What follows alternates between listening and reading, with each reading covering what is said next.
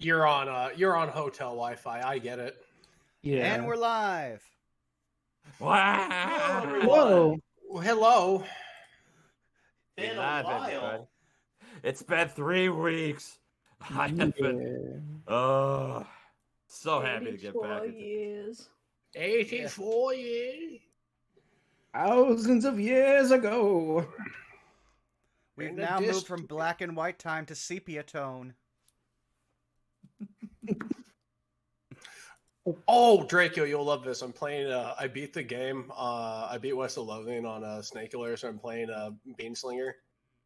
Nice. Do you know how stupid Beanslinger is? You told me. You Very. told me how stupid it is. It's he's illegal. I love him. Aren't bean golems just the best? Haven't used Bean Golem yet, but I've Aw. used a Great Northern Blizzard. Ooh. And I used the old Bane, and now I'm just like chugging that. And I was like, what happens if I go ahead and chug all these Necromancer books? And I'm like, I'm just the dumbest thing to exist now. This is great. The best thing about bean golems is, one, they're bean shields, quite literally. Just more targets for the enemies. They don't do a lot of damage, but if you can summon at least 3 of them, you got a decent shield going.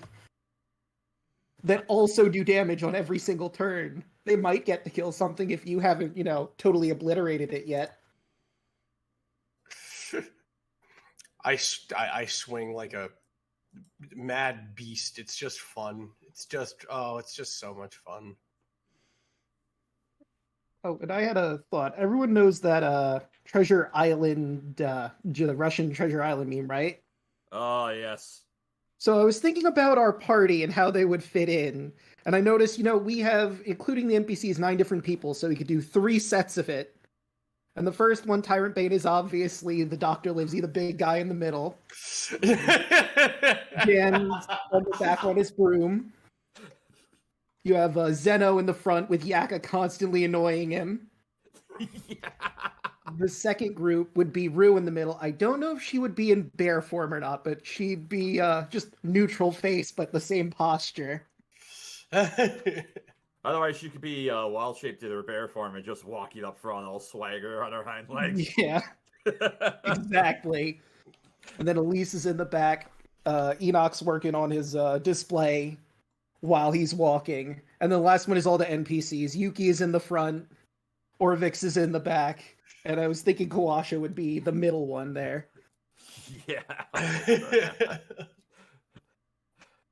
And I had that on my head for several weeks now, and I wanted to get it out finally.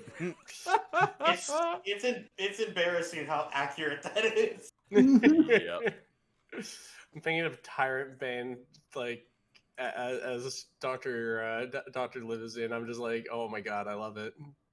It's perfect, right? No, that is perfect. That's fucking great. All right. Well, considering how everything's kind of going, if everybody's all set to go, I think we can go ahead and get started proper tonight. I think That sounds baller. All right.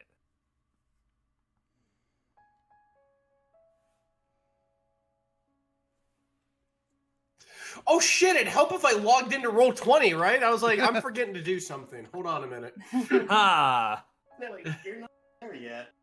Admittedly, I didn't thought I notice it was. for- I thought I was for 5 minutes, and I looked over my other monitor, and I was like, "Wait, hold on, something ain't right here." Character sheet. I don't have character. How did Behold. none of us notice? I thought I heard somebody drop out, saw something drop out, but there it is. All right. Oh, that's just me. All right. Now to kick off proper. Welcome, one and all, to session 42 of Chult of Personality. When last we left the expeditionaries, Rue, the human druid monk, Dan, the half-elf witch, Tyrantbane of Omu, the minotaur paladin, Enoch, the human warlock, Zeno, the half-elf sorcerer, and Elise, the wood elf ranger fighter. The party found themselves in the workshop of the tomb dwarves. Enoch used his eldritch sight to detect a magical lantern nearby. The lantern contained the spirit of a being known as the Starfallen, who seems to not have the best of memory, but was in the tomb with someone, or some group, to resurrect her. The party opted to hold on to her, entrusting her to Rue. They then descended down the service spiral staircase to the next floor, where the party discovered a lone tomb guardian, staring through a window to a hallway with a hand on a nearby lever. Our heroes slew the single-task guardian and pulled the lever, which happened to close a trap door in the hallway beyond. And they then slinked through a nearby crawlway to a room with a pedestal adorned with a golden skull. Zeno, succumbing to the greedy tendencies of Nang Nang, touched the skull, which cursed him to be followed by the skull, whose name is Yaka. Not even bags of holy could contain him, so he is there floating forever and ever, talking his head off. Exploration out of that room revealed a pair of tomb guardians with spiked gauntlets and a chain between them. Rue heated the chain and broke it, driving the guardians into a berserker-like frenzy. After they were dispatched, and putting up with more mysterious eyes in the purple mold which was watching them, they stumbled into the tomb of Kubazan, the frog-hemoth trickster god, which was adorned with frescoes of various scenes of people with frog-shaped masks. The party correctly deduced that they must perform a ritual to gain access to Kubazan's remains. After offering 5 gold and blood, as well as eating a dead bug and holding a lit candle with wearing frog masks which were nearby, the expeditionaries successfully opened the sarcophagus. Elise touched some bracers of archery and allowed Kubazan to possess her, much to Papa Zoddle's dismay. After bypassing a set of nearby double doors, the party then arrived at the vertical shaft that runs through this part of the tomb, to all the floors above and below. They discovered a carved jackal's face on a far wall. Upon closer inspection through its teeth, it showed Aijen's tomb, and after a few moments, those that looked through bore witness to Dan and Enoch's last foray inside that tomb. How would the expeditionaries gain access inside the tomb of Aijen? What lies beyond the double doors by Kubazan's tomb? What was the tomb guardian opening? Will Yaka ever stop talking? And Nope. what other dangers and puzzles lie in wait for our heroes? Perhaps we shall find out on tonight's episode of Chult of Personality. If Yaka ever stops talking, we'll just assume he was kidnapped. We will make. Don't worry, Yaka. Help is on the way. They said. I'm just imagining us putting up signs that say, "Have you seen this skull? If so, he's your problem now." Yes, exactly. Just a picture of So- him, and below it, it Zeno says. would do, like, he would just polymorph a sign. If you find the skull, please. Have you seen this soul? Good luck. Just a picture of that skull in pain. Good.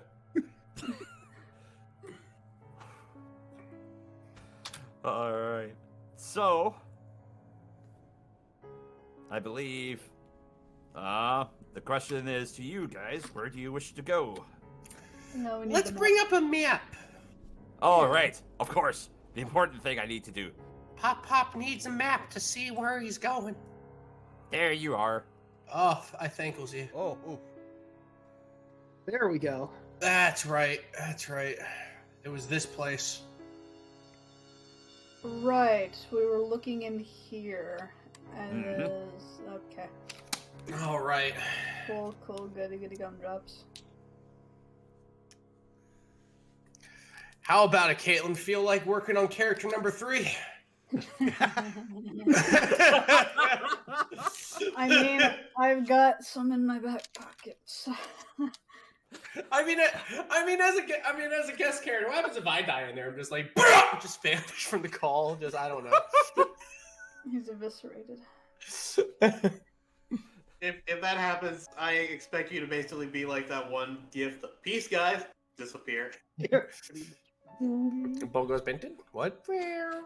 There's just one video I saw on Twitter of like that scene where the Joker from Batman the Animated Series is confronted by the IBS. Here's what it'll take to get settled up. Just looks at it.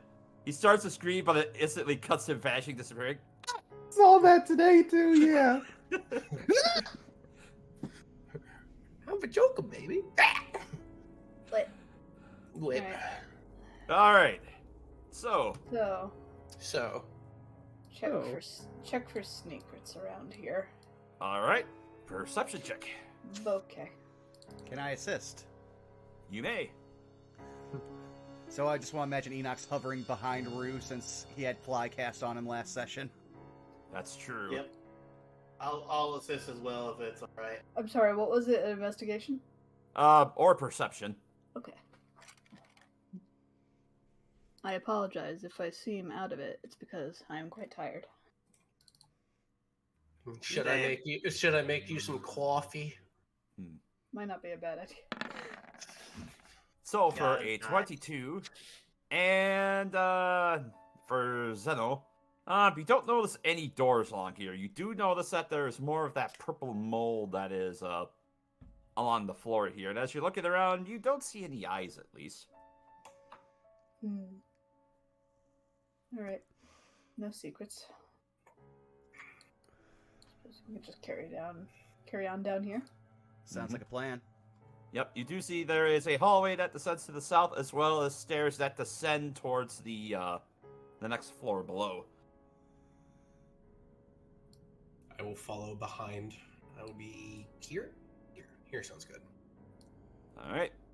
Yep, I need to be on the right tool, as Orifex and Kawasha are also behind you guys. I was gonna say, were they just having a chat over there? All right. And Rue, as you make your way towards that part, I'll go ahead and reveal more of this. There By the is way, another hallway, and real as you quick, look to you, oh, sorry. Milla, I believe I gave. Sorry, what? You cut out, buddy. Oh, you were cutting out there real Yeah, bad. by a lot. Say that I again. was saying I think I gave at least. I think he said he thinks he gave me fly as well. Yes. Ah, right. Okay. That was like 3 weeks ago. I don't remember. It has been a hot minute. Yeah. Mhm. It's no one's fault. I should prevaricate that by just saying that. It's no one's fault. It's just you, Milla, might have to just repeat a couple of things for us because it has been a while, just in case we're just like, what's this, what's that. Mhm. All right. Yep. So, as you make your way down to this hallway, from where you're looking, as you look to your left, you see that the hallway continues on down. Let me grab my select tool. Down this way, you see there's more purple mold, and to your right, you see that the hallway goes down a little bit. It goes to a dead end, but you do see there's a crawl space over here. Oh boy. Yeah. Well, it looks like there's something down here. A crawl space, you say? Mm-hmm. To shreds, you say. Small enough for a puppy, you say? Hmm. Easily small enough for a puppy or for a humanoid to crawl through. I hold up a hand, even be. Alright. Go, Okay. puppy, go. I'll go down. So as you take a moment to perceive through Yuki's senses, you see that she makes her way down the hallway, and let me better describe this for her as she makes her way down. Ahead of you, the face of a snarling minotaur is etched into a sheet of iron that bisects the crawlway. Its eyes have been cut out, letting you see through the sheet, beyond which the tunnel continues onward.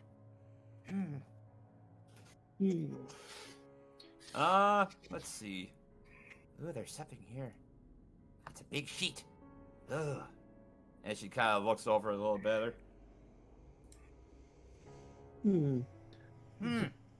It looks like, and you see her kind of look up towards the top. Perhaps the sheet could slide up. But I can't really grab it that well. Wait. Can you do the thing that makes me turn into the you? Maybe I can try and open it. Yuki, I don't think that would work. It's an illusion. Your hands wouldn't actually lift things. Oh, that's right. I forgot. That's okay. A good effort, though. All right. Dan will let everyone know what Yuki has found. And it seems like we're probably going to need someone that, hands to move that. I'm sorry, you got me giggling because I just imagined Yuki and Dan to be like a boy in his blob. So I just imagined Yuki to just be like, "Don't worry, I got it." Just slurps under, turns into a jack, and just goes, just keeps it open. See, now I want that to happen. Tyrantbane looking pretty worried as he just sees a jack with a dog face going, "I got you." Don't worry, guys.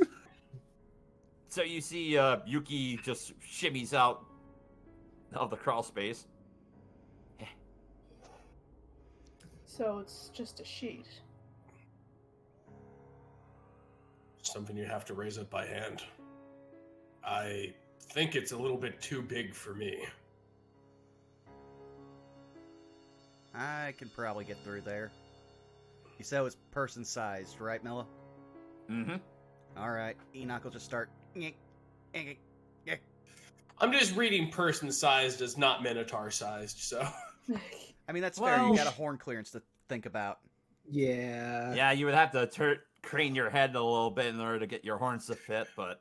Tyrantbane, if he went to the Sword Coast, would fucking hate it with all the buildings and having to clack his horns repeatedly up against human doorposts. Oh, dang it. Again. All right. As you make your way up towards the sheet, if you wish to hike it up, give me an athletics check. Okie dokie. And this is a +1 because I never moved my floating +1 out of strength. Okay, athletics. Here we go.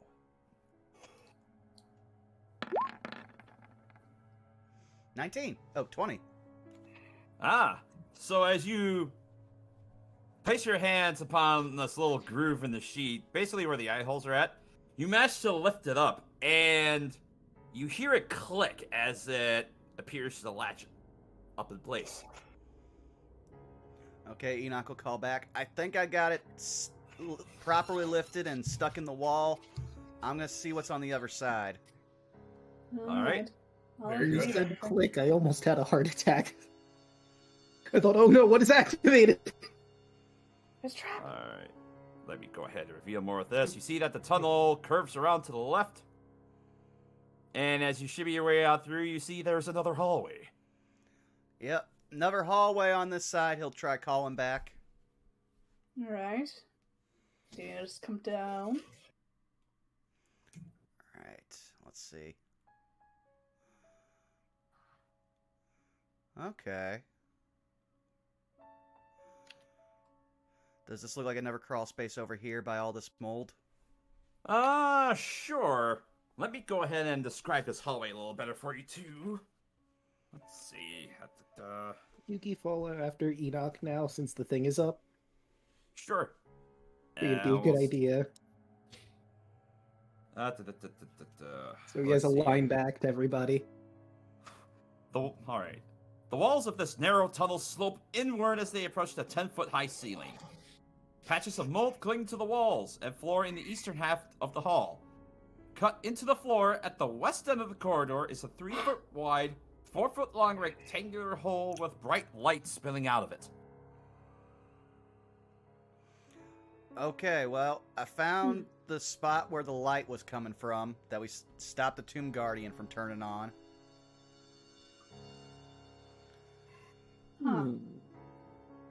There's also what looks to be another crawl space over here. Can't really see where that goes. Oh, sorry. Perhaps we should all make our way down so that, you're not completely on your own then. That would be appreciated, yes. Alright, start making our way through. Rue, as you make your way to about... let me just get this out. Here. You hear a mighty shink and a thunk as... right in front of you, you hear the sheet drop.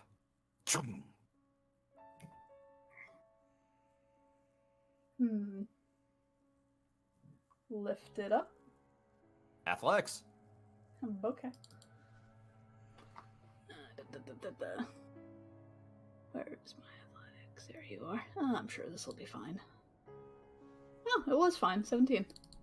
17. Just enough. As you go to lift it up, you hear the sheet click into place. Huzzah. Be mindful, you all. That thing keeps dropping. I think those of us who are not the strongest should go first then. I'm going to hand you one of my javelins, Dan. Okie doke. Dan will take the javelin. Stick it between the sheet and the floor. It might be enough to keep it open. All right. Good idea. Dan will do as instructed and see if he can wedge this well enough so it stays open. Let's see. As you go give me a perception check real quick, Dan. All right. Perception. Do my half-elf eyes see? Nothing. You don't see any particular place that you could wedge this in there, but as you look up at the sheet, as it's raised up, you're able to see that the bottom edge of it is... Actually, it looks like it's very sharp.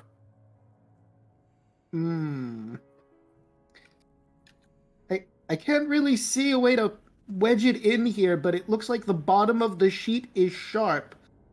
So be of the utmost care when traveling through. I have a question. Yes? Is their skull or jacket, is there enough room for me and the skull to go through it at the same time? Oh, Or yeah. everyone else? He'll just float right behind you as he's continuing talking. Just look at all of this purple mode. Makes me wonder You want to make yourself useful? What? What Make do you yourself mean? useful. If that thing keeps going down, you're made of solid gold, are you not? I am more than just solid gold, thank you very much. Well, then I good. am a being. Well, then good. Or you can, hang out right under the then go down. You hear another as you hear another sound in that crawlway. Because of the two of us, you're not gonna die if that happens. That's very true. I'm gonna have the skull position itself Alright. So, as you make your way up towards the sheet, give me another athletics check with disadvantage.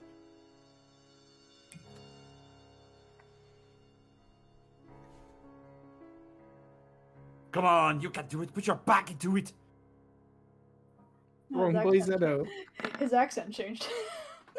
I have a 7. You're Damn not it, able you to get said- the sheet to budge. Someone stronger than me, help! Zeno begrudgingly crawls out and floats right here. Tyrantbane, looking at his size, will put an arm through the opening, just kind of gauging whether or not he can squeeze through or not. It's a tighter squeeze, but you should be able to shimmy through it. Would you like me to try? If you can, please. Sure. He looks over at Yak Yak. You follow him. No, buddy, I am here to follow you. Yes, but do you want me to get through that or not? Well, of course I do at some point, but hey, I'm just along for the ride. Tyrantbane, as you make your way up towards the sheet, give me an athletics check. Zeno's gonna go right behind him so he can actually pull. Athletics. 14. 14. You're not able to get quite a grip on it. You're able to lift it up a little bit, but you're not able to. You get to about halfway, and you manage to lose your grip as the sheet goes back into the ground. This is a very, very, very tricky thing. I will kind of just knock it with my hand just to kind of test its thickness and hardness. See if it gives a little. It feels like if it gives a little bit when I push my hand up on it. It feels very solid. One way to do it. Normally when my tribe finds something like this, we normally just go ahead and destroy it. But I don't think that's gonna work here. Yeah, I could try. That'll crawls out. Oh, that's right. You can shatter objects, can't you? Magically. Can only imagine how loud this is going to be, the shatter in this enclosed Painfully space. so. It is so small. Yeah. Let's do that as a last resort then. Am I allowed to give it another try? Yeah, you're able to. Okay. Then I'll try it one more time. Come on, Cal strength. Nope. That was. No, it's not. No, it's not letting me do it. Here, scoot on back. We'll go ahead and give it another go. If anything, we'll have to hope that it converges at another point. At least you try it out before you blow it up. I would like to leave the hallway before you try exploding a thing. Elise is gonna look over. No one told you to stay there. Elise is gonna look over at Zeno and say, "Can I at least try before you know?" That's what I don't know. I'll be real, my dude. You are almost impossible to understand. I'm gonna go ahead and try to squeeze in here and lift it up myself. All right. Give me an athletics check then. Disadvantage or regular? For you, it would be normal. 24. All right. 24. Yeah. As you're kind of going up, you feel the resistance to you as you manage to press it up into place and you lock it. And question, Dan, did you leave the spear in the hallway or did you take that out with you? Yeah, I would have left it back there for Tyrantbane to grab. All right. If you want at to least give me a go. quick perception check. All right, how's this? 11.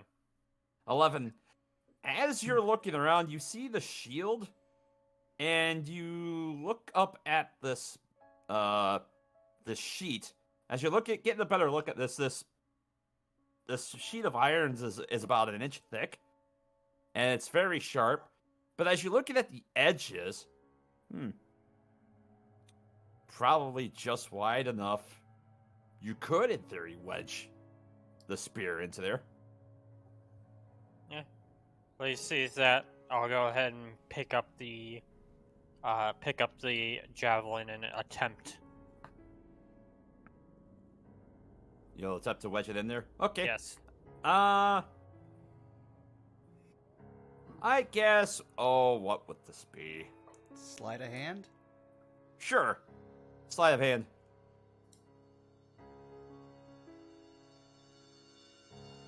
Not my best stat, but let's give it a whirl. All right. Hey. Oh, There you go.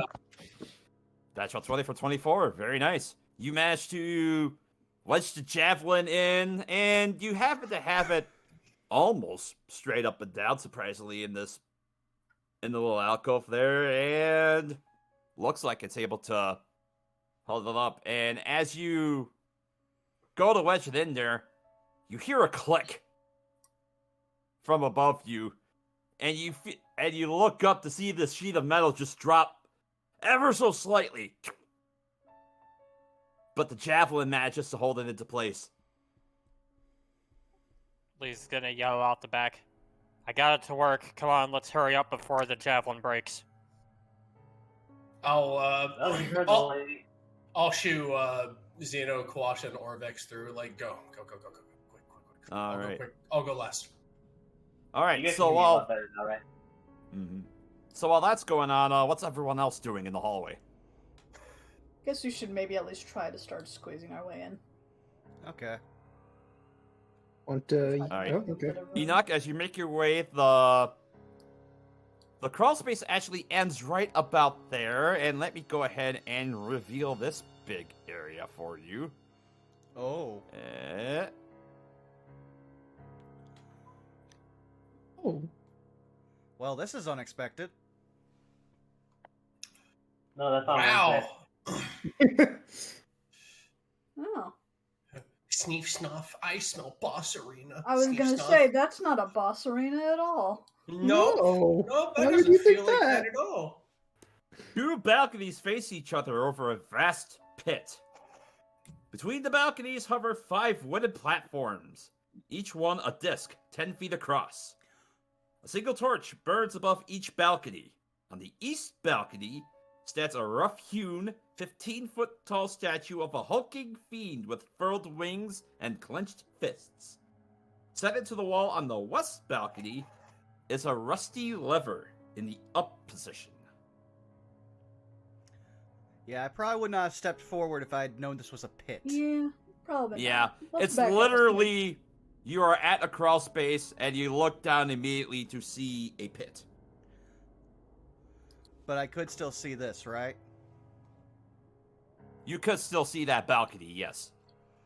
Okay, question. There is a large pit in front of us, but I see a balcony. I could teleport over there, but that would take away one of my spells. Do you guys want me to do that? I mean, it is up to you. I'd say yes. Is there enough room for me to get on the broom while falling into the pit and just fly up there? Oh yeah, I forgot I have fly. Enoch would be fine. Oh, you also have that. You wouldn't even need to waste a spell slot. Yeah, you could just drift on over. True. Yeah, You're welcome. How long does fly last? An Again? hour. an hour. You guys, again, you guys asking if you guys can hear me. I had to change headphones. Yeah, I can hear you. better. Yeah, I can hear you. Mm-hmm. Yeah, I'm on my phone now, so let me use my Bluetooth and see if that'll actually help out. Okay. Okay, buddy. Back to Alright. my question. Would I have enough room to get on a broom while falling? I'll say if you were to crawl with it, I'll say you would have enough so that you could kind of shimmy with like the broom between your legs, and as soon as you got to the hallway, you could just right yourself up and fly. That shouldn't be an Yeah. issue. Alright, then I will do just that, so I can join Enoch over here.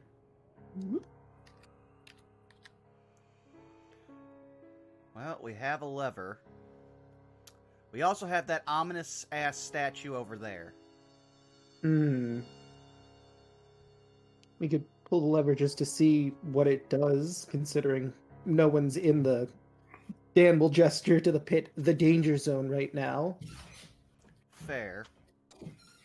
Let's at least wait for everybody else to at least get on this side. Also Fair point. fair.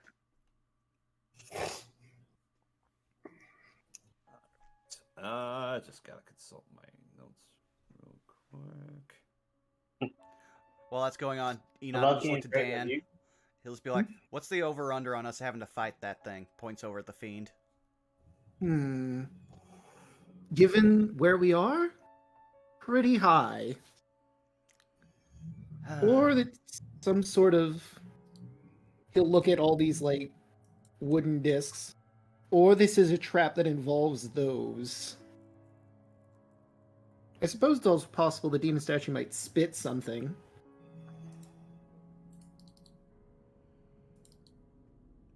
Now, with our luck, I just assumed that the statue would crumble and turn into an actual demon. That is a mix of horrifying and amazing at the same time. And Anakin- given where we are, I wouldn't be surprised. Outside game, God, I'm getting Crash Bandicoot flashbacks from this mirror, from this room. Yep. Wow. Just imagining if it does, like, shatter and become a demon, both Enoch and Dirge are just gonna go, ah, of course.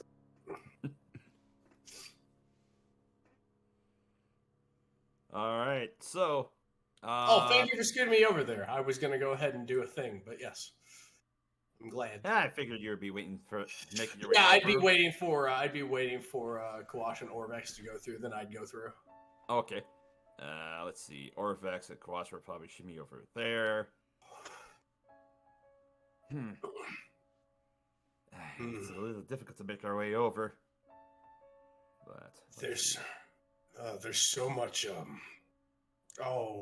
what's the human word? Something with all the gears and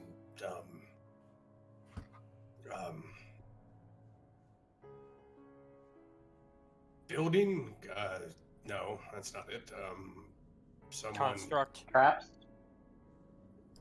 No. Yes. Something like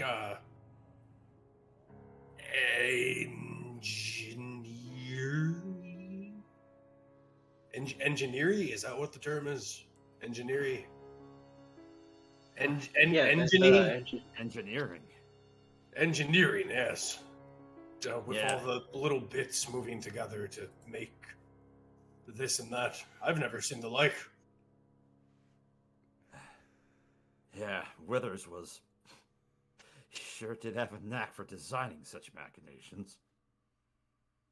Do all undead have that trick, or was it something that he was good at before the Black Day? Well, he did say that he was an architect in his previous life. Then he said that he found favor with the Sirak with his creations, and then he gained his new life. Is architect like a village builder? You could say that. Yes, an architect, they typically design various buildings or structures or systems of some sort. Yes. I wish we could have found some more illustrations of his works. Perhaps it would probably take a little more time to peruse through and see if we could find anything. Enoch seems like he has plenty of time. Perhaps he could. And I think he was holding on to the notes. Oh yes, because he has those machines on his body. Mm-hmm. It's not just a carapace like an insect. It's something different. Right. Rue, Yes. are you going to stay there and wait, or are you... Yeah, going to make it a- she's perched upon the ledge for now. Tyrantbane is going to get back to his village and hold up the cog, just yelling like a caveman. Behold, machine! Machine! We're not cavemen. We have technology. It's just like the beginning of 2001: Space Odyssey. You just have that fanfare opening up. Behold, gear! Da-da! One Minotaur is just gonna look at it and just nod, and that's when light bowguns become a thing in his tribe. Alright. Dan and Enoch, what are you two going to be doing? Well, first things first is try to settle what me and Dan were saying. Just a sec. Eldritch Sight. Does that statue look magical over there? It is out of range, so you cannot detect anything. Alright, give me 1 second, Dan. Fly You over to do about here. detect, Oh? however, from the discs that are floating, you do detect, abjuration and enchantment magic. Okay, so floating discs, obviously magic, but they're protected and they got something else on them. Enoch will just fly over here. Do I see anything from the statue? As you get closer to the statue, and again, as you're floating over each and every one of these discs, all of them detect the abjuration and enchantment magic. And as you get closer to the statue, you also detect abjuration magic coming from it. Okay, yep. Fly on back. That statue's a trap. Do we want to try the lever or just ignore all of this setup for right now?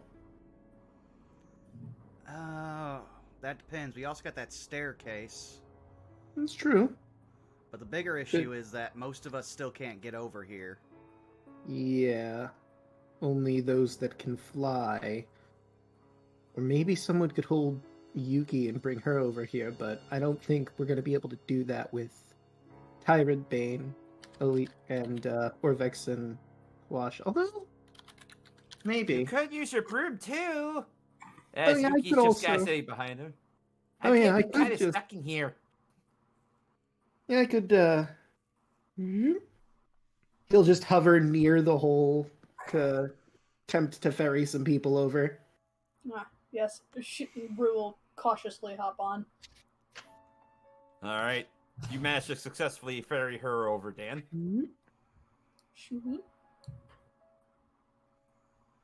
Next up, the small dog. I was gonna say like I can fly Yuki over. I was waiting for All right. I was waiting for Rue to get out of the way because I didn't want to go over her. All But I right. didn't think I could. So Oh, wait, did I while combine the two tokens? Where did my token go? I placed her on top of your token. That's what happened. And then Zena was on top of... Okay. Mm-hmm. All right. So while Dan's gonna be ferrying people over, what's everyone else gonna be doing? I'd almost say I'd want to check out the staircase more than the lever, because the staircase seems slightly safer. I was gonna say I was also thinking about poking my head upstairs just to see what we got.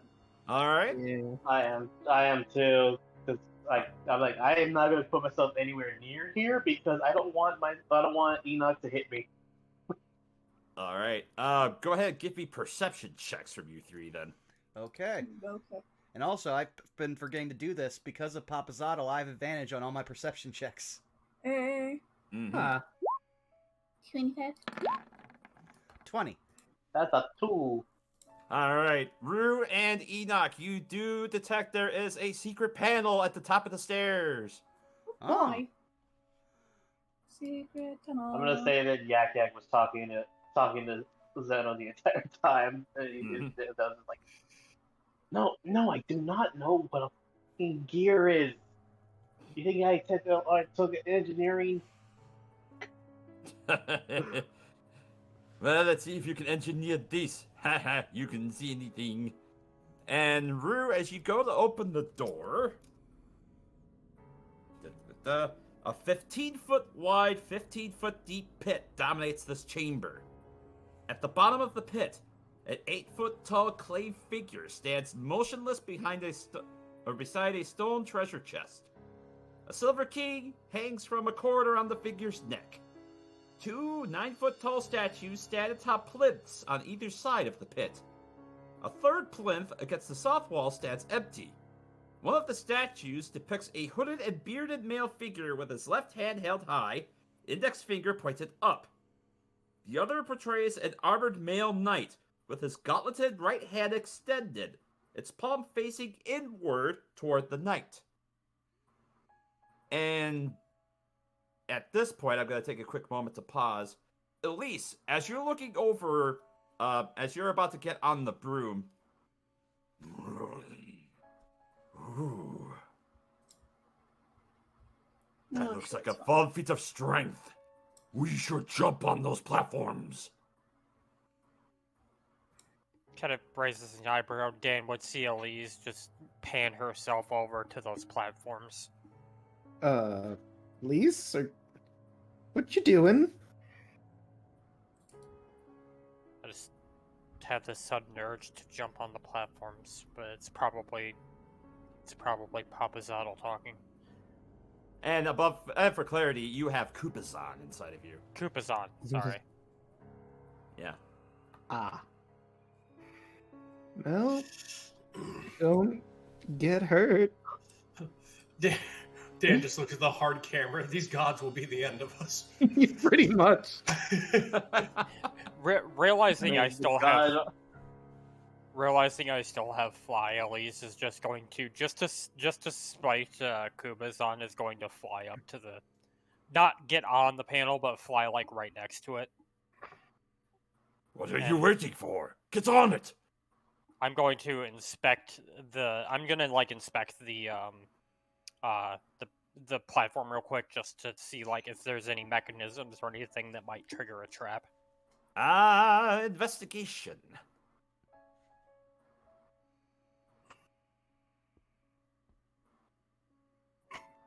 Nine. You don't see anything unusual about these platforms. Just gotta step on it. You step on the platform, it kind of tilts ever so slightly under your weight, but it manages to right itself up.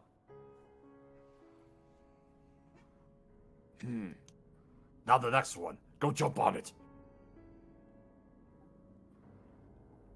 She's hesitant, but we're gonna see where this goes. What would it be to make the jump? Like athletics? Alright. 29. Yeah, you manage to very gracefully hop onto the next one, and as you land, it also slightly tilts under your weight before it rights itself. Alright, we're going to the next one. Again! He loves this. He's like a toddler. 21. 21. You, with full grace, you land on the next platform. And while you're having fun with that, also an important to know the distinction, Rue, you do see there is another skeleton currently walking around in this hall, in this chamber. This one with a piece of metal bolted out its head in the shape of a pentagon. There's another skeleton. Another shape on his helmet. Head, whatever. More jumping! It is my turn in the bullpen! Move! She turns back to Enoch and she's like, well, what do we want to... Wait, why is Elise jumping? Wait, what? God told her to! What? No, we Yeah, are Frog not. God specifically. Oh boy, I have a feeling this is gonna be really bad for us. Could just rush over to the railing. What are you doing? Jumping. Why? Kind of motions to the bracers. We're not there yet. I honestly didn't think there was anything I could do to stop her, so... Hey, in my defense, I haven't done this in a very long time, not since I was a kid. Kind of feels good. Zeno's gonna look at Rue. And this is why I have this idiot with me. Point at Yak Yak. With Yasha just... She just has like a stone head turned towards him and then just looks back away. Next one. Rubbing her temples. Alright, another athletics check. 20. Damn. Yeah, I'm gonna- you just mashed a Superman leap onto that platform. Alright, Just all like that's I'm gonna left say is this about me. as She Real does like a quick, front flip. She does like a front flip. sorry, this real quick as Rue's walking away. It's gonna happen, and you're gonna have to get used to it. Alright, one more athletics check to jump to the balcony. 17. Yeah, you managed to... Not quite as graceful as your streak across there. It's kind of awkward because of the railing, but you managed to successfully land next to the statue on the balcony. Dan applauds. Kind of gives a nice bow to the rest of everybody. Rue's rubbing her temples. I mean, nothing bad happened, so...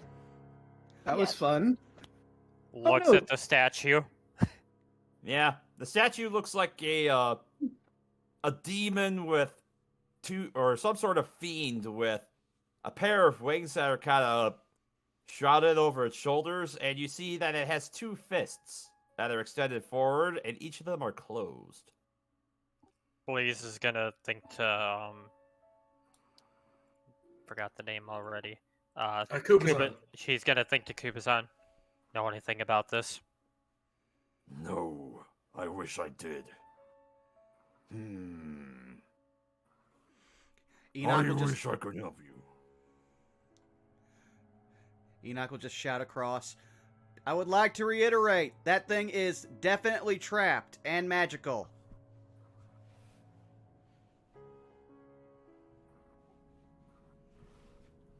She's gonna look over to Enoch.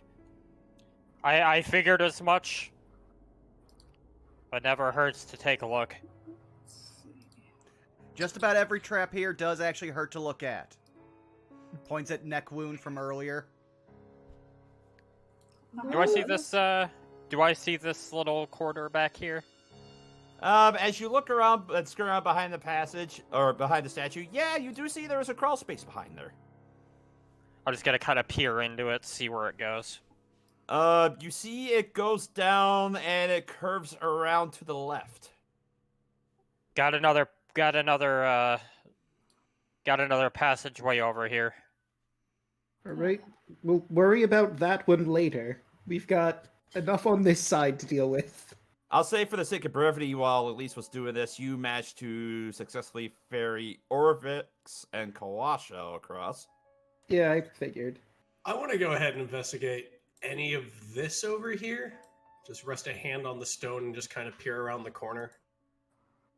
As you make your way towards the hole, you look down. The room is shaped like a drum or cylinder lying on its side, with its south end tapering towards a small stone door. Carvings of demons decorate the stonework with flickering flames in all their eyes. And again, it's very bright in here. And I'll go ahead and reveal the room. And just for clarification, you're on this section, which is about 4 feet above this room that you're looking down into. And as you're looking down into the room, imagine if you're basically like looking on the side of a tumbler, more or less. Yeah, like one of those Turvis tumblers or a rock tumbler. Yep. Like the first 10 feet in here is like flat, except on where it's rounded. And then the last 5 feet or so, it slants upward towards the door. So it is like. So is it shaped like a rock tumbler, or is it like a Turvis tumbler, like the glass? Yeah, you could say it's shaped like a rock tumbler or a concrete mixer. Okay, I get you. I'll walk back to this since I think I can put my snout through. All right. I think I found another way. It's shaped like well, it's a shape. We have a doorway over here as well. I could either go through the shape, or I could try to squeeze through here and jump to your ledge. The other room may be a trap, so it depends on what you want to do. We at least have Dan that could ferry you. Yeah, I'll just sit underneath where the hole comes out, and you can land down here, and I'll move you over. Probably safer. All right, just shimmy over. I'm just gonna grab the broom. We'll grab the broom, and you can just carry me over. Sounds good. Prepare yourself. I like to imagine that it's just Ace Ventura coming out of the rhino. It's just Tyrantbane coming out of this hole.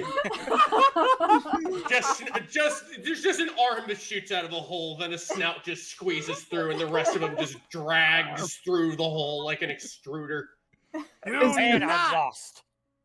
Do not go in there.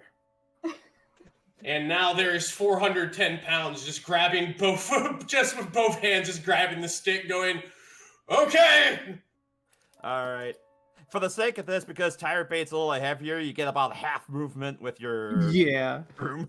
I imagine as soon as like he gets out of the hole, we just drop really quickly and then stop before we get hurt. Yep. I have to admit, this is quite the story for my tribe when I get out of this. Yeah, this will be great. All right. Maybe leave out the part where I had to squeeze through so many small places. Get in the hole. Just shoots a look at Rue. I will not get in the hole. Rue just standing there with a stick, get in the hole, poke, poke. Okay. So, at least what are you going to be doing? If you try to touch that. I figure since they've got everything handled over there, she'll probably just be like hanging out on this balcony. Okay. If you want to try to touch that, I can at least try to dispel magic on it. I don't need Obalaka to tell me that thing looks dangerous. If you want to dispel magic, I can fly you over. I can reach it from here. It looks just like the depictions on that shape I saw. I don't know if we want to interact with anything in this room yet. There is the lever over there. Something could or couldn't happen. I think we should focus on what's on this side and then worry about... And Dan will just gesture to everything, waving his hands around. All this mess. I mean, there is... Go ahead. Good. I was gonna say, another tomb at the top of the stairs. There is, and it is a bunch of statues holding out their fists in various directions. And the fact that is also a statue, bless you, it's holding out holding out its fists. I wonder if it's part of the puzzle. Y'all, Like you have to hit the right statue or something? Uncertain. There was a blank pedestal, though.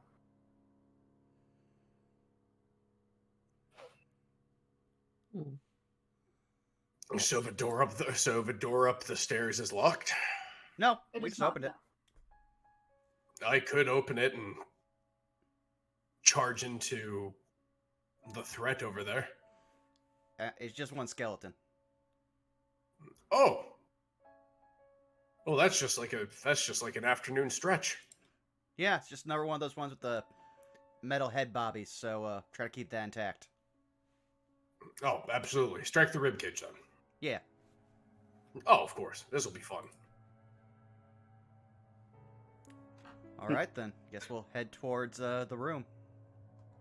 You make your way into the room? I will lead the way and just strike my hoof against the ground.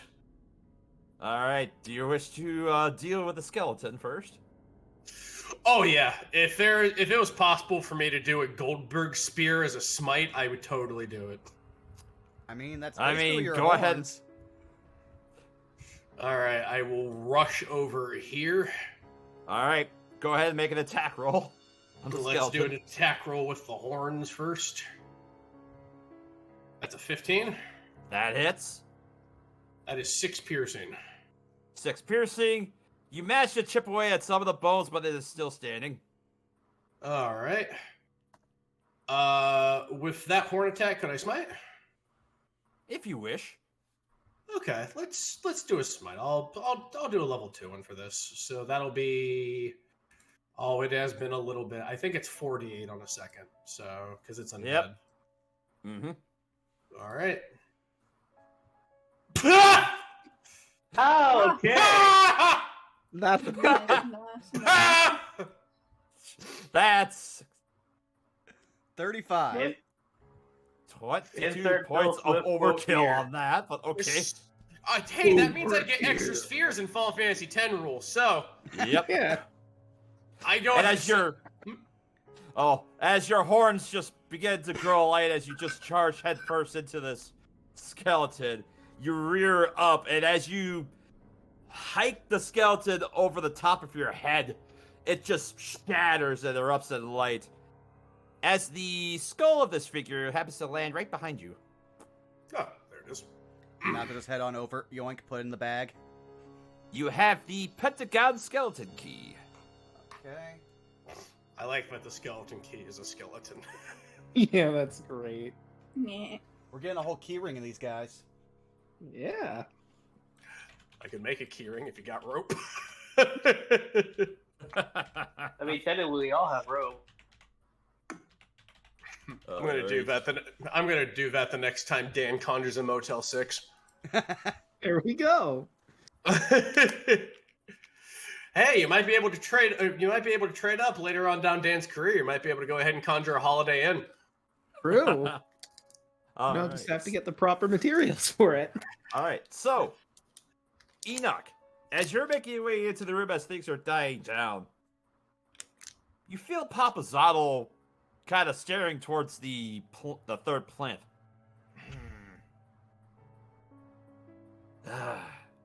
Someone should stand on that third plinth. It must be empty for a reason. And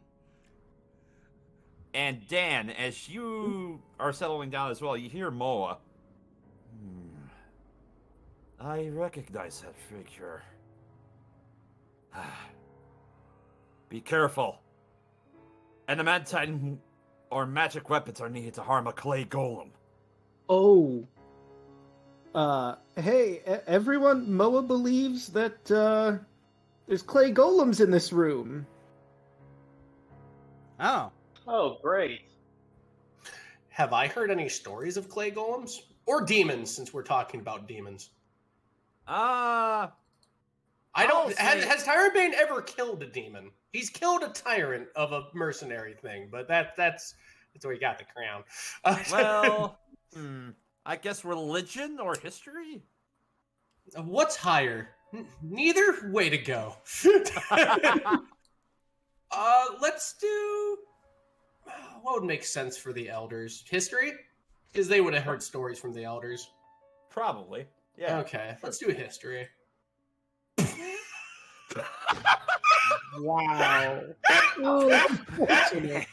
A double That- natural modified 0. They're just staring like eyes back at us. Oh my god, you're right. Also, They're sorry, so They look like angry. a little collapse just Clear, angry calm. at you. That is a dial-up noise if I ever heard it. All right, guys, you have clip material. You know what to do. Guys, I don't know if you heard me, but I was like, "We're sorry, your call cannot be completed. It's dialed. Please hang up and try again." Oh my god. That's the first time I've seen somebody roll double natural 0. Don't forget to breathe, Rabbit. Sorry, I need a minute. Oh, Understandable, have a day. oh, that's funny. Okay. Oh God. Tyrantbane stares into the middle distance. His eyes go blue for some reason. I have no idea what. Now that I think about it, I have no idea what demons or clay golems are. I mean, I summon golems. You know Vorn Jr.? Those are golems. Oh, that's a golem. Oh, I thought that was a man. Not that I'm aware. Pretty sure he's mostly machine. Oh, or machines. All right. Well, it's clay, so I mean, I he's could gonna walk. technically... He's gonna walk over to Dan because he can't think of anything. He's slightly embarrassed at this. He's gonna walk over to Dan and just like pull him over and just a red furred arm. Also, important point of order, Enoch. As you're looking over the two statues that are on either side of the pit, you also detect abjuration magic coming from each of them. Yeah, those are Yep, those are definitely going to come to life and try to kick our asses. So, yes, you have an arm slung around you, Dan. It looks like a jacked Muppet. Dan, why can you said only adamantium or magic can harm golems? Why? Because of the way the magic works, they're made in such a way that only certain items, magical adamantine, can actually, damage them. It's useful if you want them to do a specific thing. And in a question that will make any paladin blush, he's going to go ahead and, if he could blush under his fur, you could see him doing it. Because these are things he doesn't know, like engineering and all this stuff, so. He gets down closer. What is a demon? Okay. Okay. Dan will begin to explain, as much as he knows, the cosmology of the universe, and that demons are the worst kinds of people. They are chaotic evil monsters that just really enjoy brutally murdering things and destroying anything they're involved with. Can I smite them like? Can I smite them like anything else? Can I smite them like anything else that harmed the jungle? Oh, absolutely. Okay. But for golems, I have to hit a little harder. And you said magical, so he pats his flame tongue sword. This will do it? Yes. Your flame tongue will work on a clay golem. Okay. Just making sure. But those of our party that do not have adamantine or magic weapons will be at a bit of a disadvantage. I believe that's everybody. Also, Elise, you should probably make your way back over. You can fly, right? Yeah. Sounds like we're going this way first. Then I'll fly Can I- forward right by Dan. Bella, can I be stupid? Well, that depends. What do you want to do, Elise? I want to wall shimmy across the pit. You can wall shimmy across the pit? Well, let's see. Wall shimmy. I have to double check about this of that room. I just imagine Dan giving him a look like, how the fuck do you not know about... Okay, well... He worships a giant snail. I was gonna say, I like, mean, give me an athletics check there, Elise. How often does Tyrantbane have to fight demons and devils? Probably not a lot. I mean, this is Chult. It's up in the air. 15. You know what? Fair. 15. Oddly enough, as you're kind of looking around, the walls around this pit have are adorned kind of similar to like a lot of the stairways and stairwells that you see around here, where there are just skulls that are just kind of tiled in. As you're looking around, you actually are able to grab around and actually are able to shimmy your way around on the walls.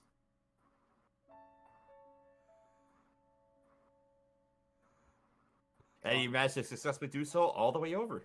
All right. While you're doing that, I was just going to say, Enoch would point out to the group, so Papazal is saying that it looks like this plinth is actually made for somebody to stand on. So, who wants to be the volunteer? No, stand hold up. on. Okay, so these statues, describe them for me one more time. Alright. This statue, it depicts an individual in robes. Actually, let me get the proper description. One place at each side of the pit. One of the statues is a hooded and bearded male figure with his left hand held high, index finger pointed up. We'll say that is this statue here. The other statue is an armored male knight with his gauntleted right hand extended, his palm facing inward towards him.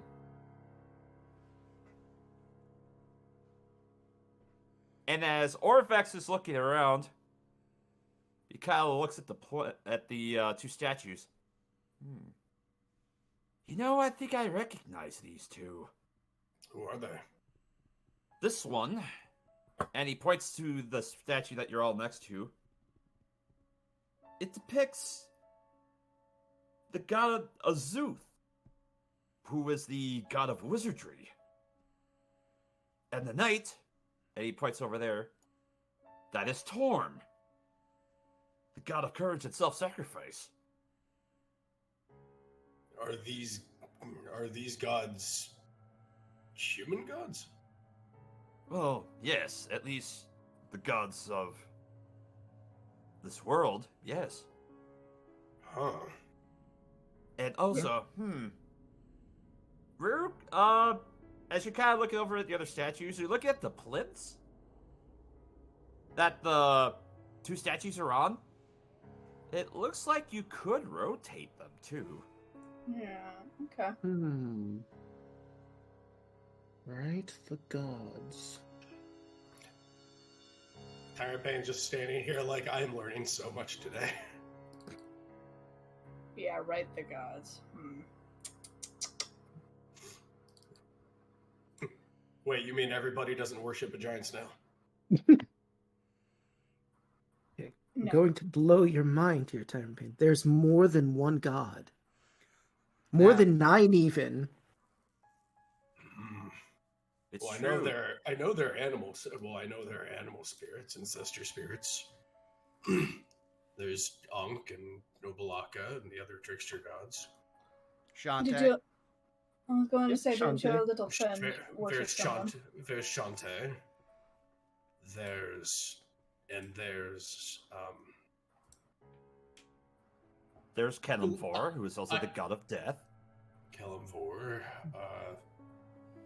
And then I know there's Ubtao. Yes, supposedly he's another one. Huh. So, here's the question.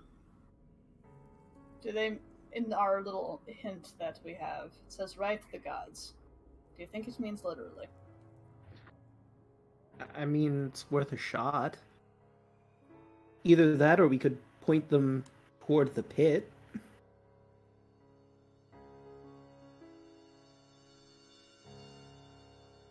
Let's try the right first. The literal meaning. Agreed. All right. So, I assuming you're going to go to the statue of...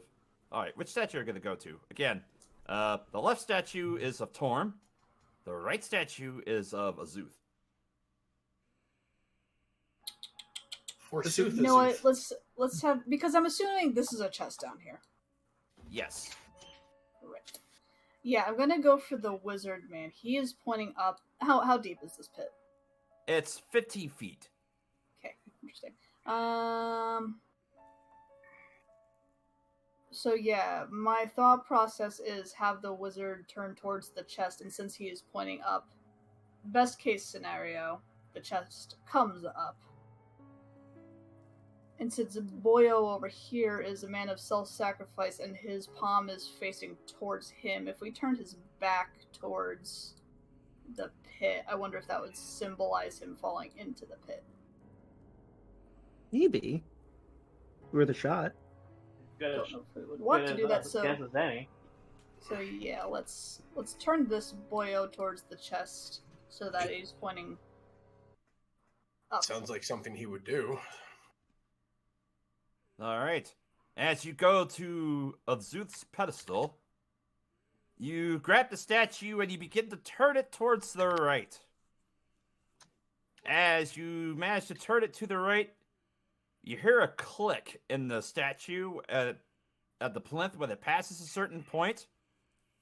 You hear a puff of air. And as you hear that puff of air, you also look down at the statue that's inside the pit. It vanishes, and it also lands on the plinth where you guys are. And you see it begin to move. Ah, good. Oh no. Good. Lovely. And, ladies, gentlemen, and everyone in between, it is time once again to roll initiative. Okay. And I'm right next to this stupid thing. Oh 10, no. baby. 19 10. for some reason. Let me go ahead and... So I'm assuming I'm going before Omu or Tyrantbane because of the fact that I have a 2 and you get the -1. Yeah. Yeah, if you And- match me, you'll be going first. Yuki also. Sick. What is Yuki's initiative? She also has a +2. So I need to have a roll off with a dog. Yep. Exactly. Time to roll with the dog. Who is faster? A, na- There's a 10. All right, let a me. national pastime. Yes. Sort of roll over now. Well, that's a 5. Zeno goes first. You are faster than the dog. I'm so proud of you. So there it is. And let me get some decent battle music going as well. Ah, good. Oh, I'm not right next to it. It was the empty plinth, duh.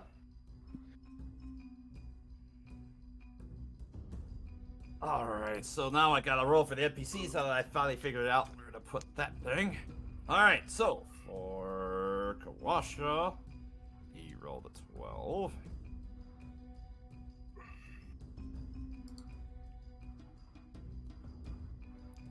Actually, no, he rolled an 11. This is the modifier. Orvex rolled a 14.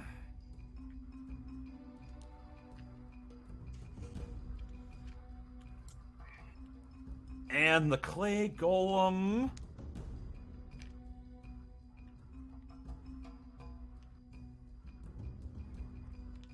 Oh, So if what's your... someone stood on the plinth when the golem came up, they would have just crashed right into the golem, huh? Maybe.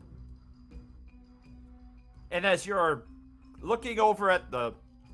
And as the clay golem, materializes, you see it. 1 foot is standing, around this 5-foot ledge.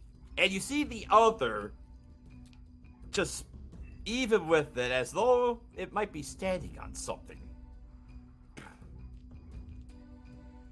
Which is weird. And I still have to look up where is that. All I want to do is look up the stats on a clay golem. Thank you. There we go. It has a -1 dex, so it rolled a 9. Did it roll a 10 as well? Yep. Wow. Everybody rolling 10 tonight. Well, technically it rolled a 9. It rolled a 10 on the die with a -1 modifier. Fair enough. Alright, forgive me. As far as the Teds, let's see. Yuki, Zeno, then Tyrantbane. Is that the correct order for you? No, three? Zeno was first. No, 'cause he outrolled the dog. Okay. Alright. So, top of the initiative, Rue, you see the statue begin to come to life as it appears on your guys' level. What do you do? Oh, goody goody gumdrops. Oh, let's see. Alright. Let me see. That's going to be my action. Okay. First things first. I'm gonna do a whole heckin' bark skin Alright. for my action. So that is going to raise up my AC to 16. And then... Action, and I just... Yeah, it's a bonus action. And for a bonus action, I become as Burr. Bear. Alright. I'm gonna run to the bathroom real quick. Just give me 1 second, okay? All good. Yeah. Alright. I was actually gonna ask if we could take a break real quick. Yeah. Yeah, we can resolve Rue's turn, and actually, that Yeah. would be a good time to take a break, I guess. I was gonna say, the last thing I would do besides become as Burr, I'll just saddle on up to him. That is going to be all I can do.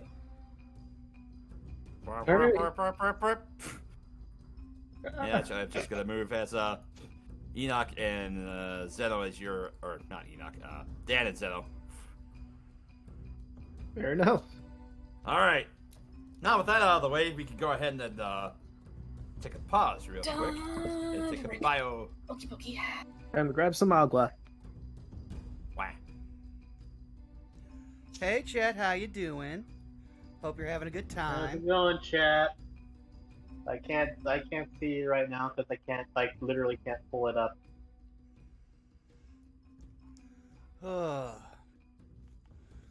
Man, I am definitely glad to be back in a game. Haven't had much of anything to do aside from a one-shot recently, which went really well and will eventually get on YouTube. It's just taking us forever to get the thumbnail situation sorted. I was gonna say, it's good to talk to you again, Vaughn. It's been a while. Yes, it has.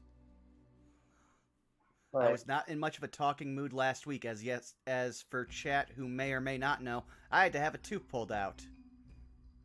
yeah, that was a very, very, I was like, oh, that sucks. Yeah, well, at least that only cost about a little over $200. So, it was much more affordable than, say, any other emergency dental procedure.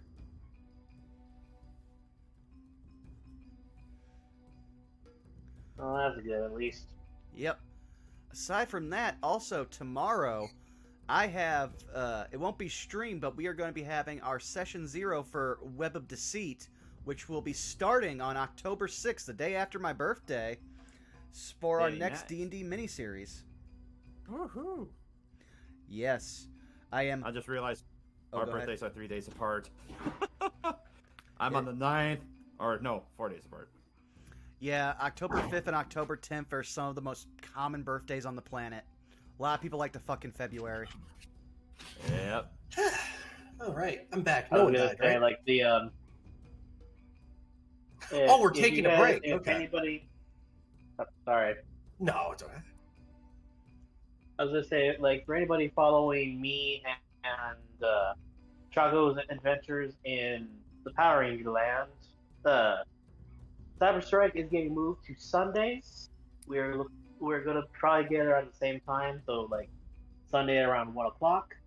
But because of the fact that I'm now gonna be working Monday through Friday, or until 5 o'clock, I'm gonna have to go to the other, or we're gonna have to go to the weekends. See. I But, have like, returned. Cause I'm actually working normal people hours. It's weird. It must be kind of must be nice going back to a return to form, though, right? Well, those are the first 9 to 5 I've had in 4 years, so yeah. I always thought Well, there was. actually- I always thought there was a quiet piece to it. Actually, not even that. Like, this is the first 9 to 5 I've had in like 6 years because of the fact that the one I was talking about before was would switch shifts between 9 to 5 and 5 to like 3 in the morning, basically. Mm. Oof. I've never had Those- a 9 to 5. I worked retail most of my life. I work at some point in the future. Me too. Yeah. When do I work? No, Oh, like- mornings or evenings or in the afternoon. No, I get it though. I used to be an on-call orderly, so believe me, I know what you're shooting about. Oh yeah, no, I turned down a job recently that was for an on-call driving position where I'd be shuttling train workers. So literally, if I had not spent 9 hours driving for them, they could call me with only an hour's notice and have me have to drive all the way into Illinois to pick up some random guys and drive them somewhere else. Oh, gracious grapes. Oh yeah, no, like I noped out of there real quick. I was just like, hey, I gotta just check this with my family real quick, and then spent a few moments playing on my phone outside, and then came back in. It's like, I'll call you guys right back, and noped. Yeah, no, there's no way I'll take a job like that. Just whenever we feel like, we'll call you in. Yeah, Yeah, on that's a the kind of blue job I moon. was. Oh, never forget it. It was like 2 years ago now, I think. I got a letter in the mail from that old company I used to work at, and it was a check for like $37.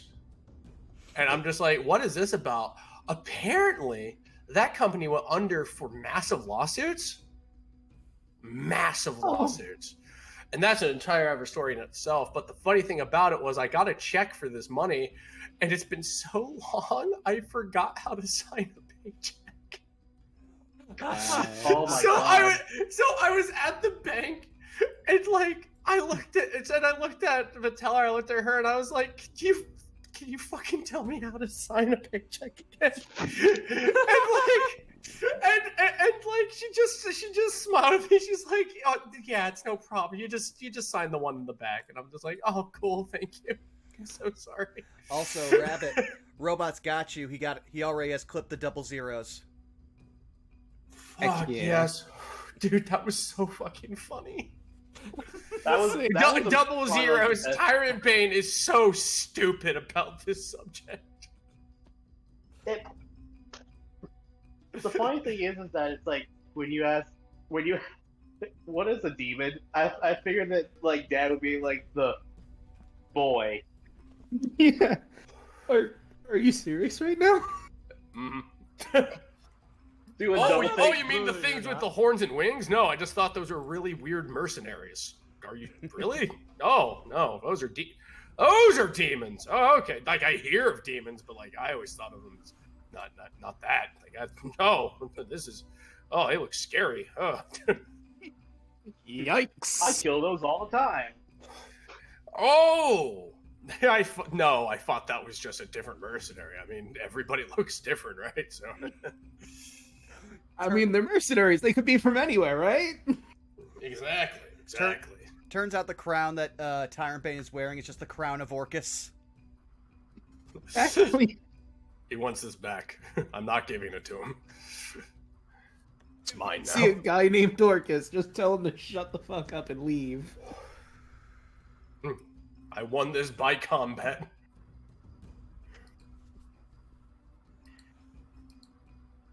All right. I guess roll call quick to see if everybody's back. Hello. Give me a second. Howdy. I just realized I didn't go get water. Oh no! All right. Well, I guess Get while he's hydrated. doing that, I too shall just. I'm gonna make a cup of coffee real quick. Give me a minute. All right. Coffee. Extended break. Yeah. It's the key to my ignition. It's how I can be funny. I'm probably I gonna be just pounding wanted- an energy drink later, just because I'm not sure if I'm sleeping tonight. Oh boy. Aw. I just want to say I'm actually glad that we're having D&D tonight because I kind of had a shitty day today. No. Aw. All right, I- I'm back. I've been needing D&D. Oh, I haven't been playing here. My other group I've been having difficulties getting with. Haven't had any D&D for weeks. Same. Also, when I was working today, I was checking someone out who had a shirt that said, "I'm the DM, what I say goes." And I'm like, "Hey, that's a cool shirt." He's like, "Oh yeah, me and my friend just started playing D&D." And that made me so happy. More people are in. Well, yeah. Though, if that was me, I would have just said, "You're going to learn very soon that your shirt is a lie." Yeah. You're going to learn that rule of cool is a really big, important factor in D&D. So I like 5e. It's just like the vagueness really stretches you out, going like, all right, so can I just Doom Glory kill this guy? Because that'd be awesome. And the DM's like, it is awesome. Roll for that. Sure, why not? Let's go.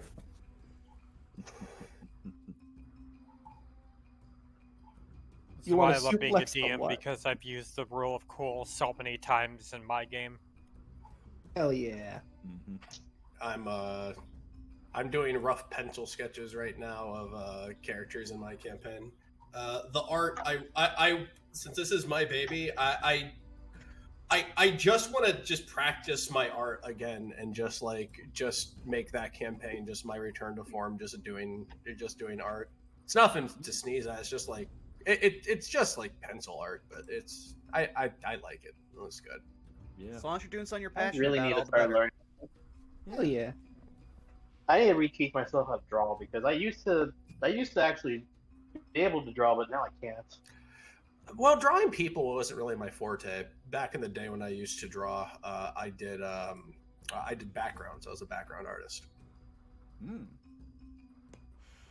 Very important skill, though. Yep. These illustrations are definitely a nice thing to pick up on. But at any rate, I did like Bob Ross paintings. happy little accidents. Put a happy little bush right over there. All right. Hey, I'm well, ready, by the way. All right. Okay, I'm good. so yeah, let's go ahead and continue. Dan, it's your turn. And you know what? Gosh, this golem is lined up just so perfectly for me to do Maleficia Fulmin. Gonna zap him with a witch bolt if 11 hits. Probably doesn't. And 11 does not hit. Wait, I have inspiration. You know what? I'll use it to try again. You know what? Sure, I'll allow you to reroll. 14, does that hit? That does hit. Alright. I'm casting it at base level because I'm running out of slots. 12 damage to the golem. 12 lightning damage. All right. As you extend your hands and lightning arcs out, it strikes the golem, and it seems like it does affect it. Thankfully. Woohoo! And as a bonus that's good for me. action, let me find my. There you are. Jinxes, there you are. Ignis Malficia, and he starts radiating dark blue. The next attack has advantage, All right. and that will be my turn. Elise. Alright, well, considering my attacks aren't going to be useful in this fight either,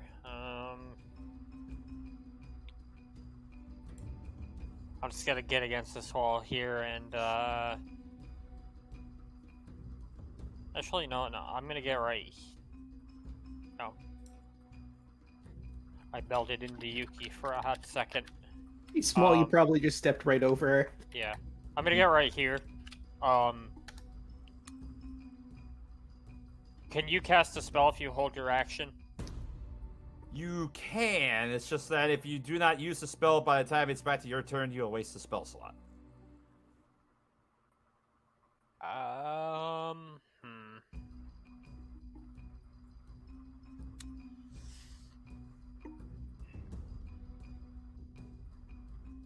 Okay. That's fine. I'm gonna hold a level 2 Cure Wounds in case, Dan,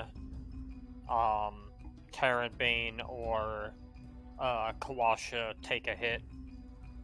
Understandable. And that's turn. Alright. Orvex is not really able to do anything for this fight either, so he's going to take a 5-foot step back along that wall. Kawasha is going to take the opportunity to produce flame and huck the multiplier at this creature. And miss. That'll be it for his turn. Zeno, you're up. Alright, so it is actually like this, like the 10-foot is the character, right? Mm-hmm. Zeno's gonna fly over here so he can aim and not hit anyone else. And for the first time in like, I don't know, 10 sessions, he's gonna cast Lightning Bolt and hit the guy dead on. Alright. Dex save from the golem. And let me just do what I'm supposed to do. Alright. That's a 16, so no thing. Great. And what's your spell save DC? It is 15. He For fails. 25 damage. He'll take the full Eat 25. Shit, Clay Golem.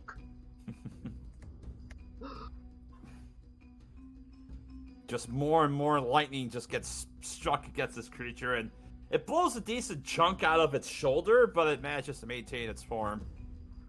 Anything else? I think it's safe to say lightning hurts this thing, so you might want to use that.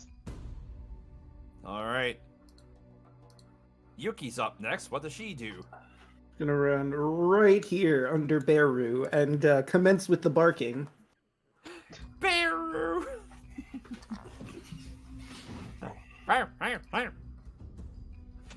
Bark to assist. To a help action. Tyrantbane, you're up. All right. Could I move here and initiate a charge? You could, yes. And as you're looking, you see that the clay golem has 1 foot on the 5-foot ledge, and another one is seemingly floating over the top of the pit, like it's actually standing on something. Huh. Well, hop, boom! Rush with the horns. Horns hit. That's 5. That's All not right. where the magic hits. We're going to use the flame tongue longsword. Okay. That's a 24. That will hit. That is 6 slashing, 8 fire, and I'm going to do a 2nd level smite. All right, so 14 damage as well as... Which will be Okay, golems. He's not undead or demonic or anything. It's a magical construct. Yes. Yep, he's just Yep. a construct, so it'll be just normal d8s. All right, so that'd be 3d8, and that's 22. All right, so 22 plus 14 is a whopping 36 points of damage. And then another hit with the Flame Tongue Longsword. That's a 19. That will also hit. And that will be 5 slashing, 8 fire, so 13 altogether. Another 13 on top of that. Gotcha. Okay. Give me 1 second, because I'm running low on spells real quick. No, I can dump all these. All right, I'm going to do 1 more second level smite off that. Okay. All right. That will be another 3d8. That one will be 20. Very nice. Yeah, this golem is looking rough. It is missing massive chunks of its form now. And that will be the end of my turn. Have my shield raised up. All right.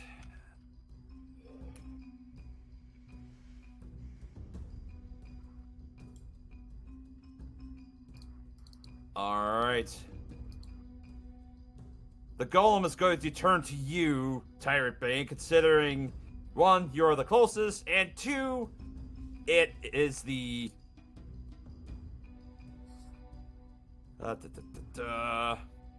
Also, you just see as it looks like it's moving very unnatural movement as it's going to raise up its hands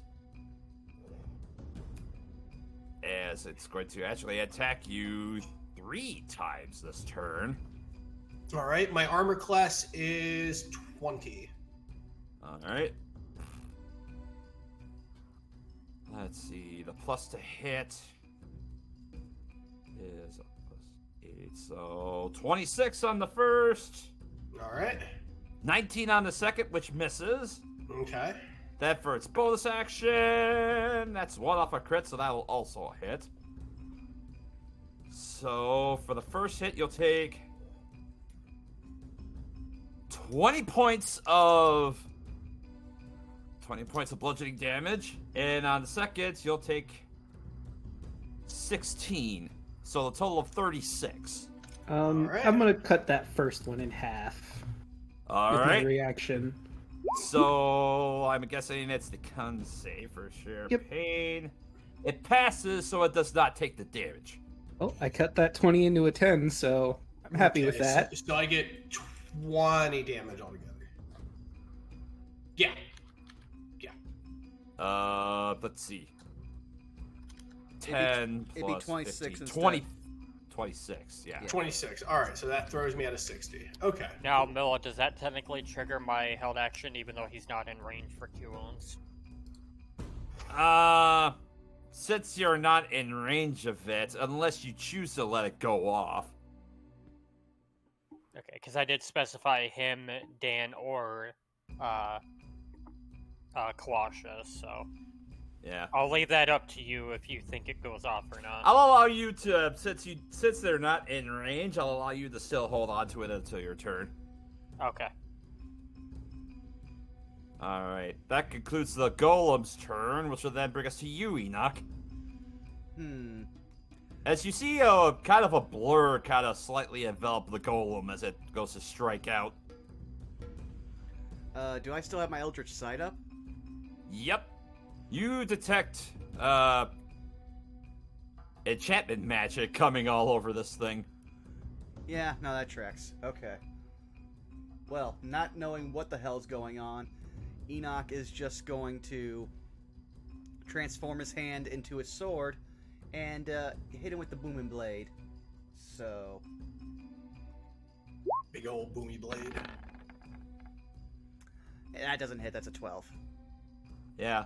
It goes to sway out of the way as you go to strike it with your blade, and it does not connect.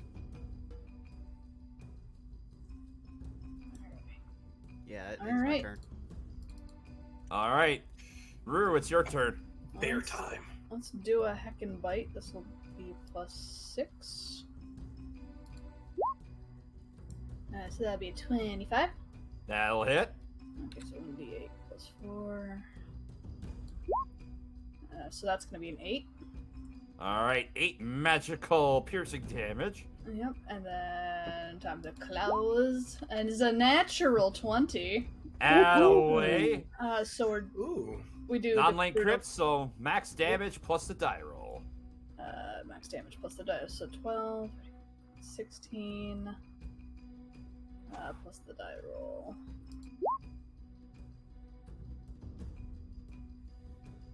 $21.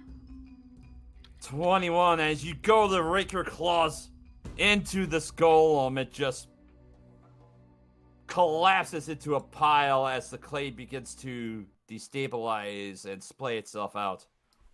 And thus ends combat.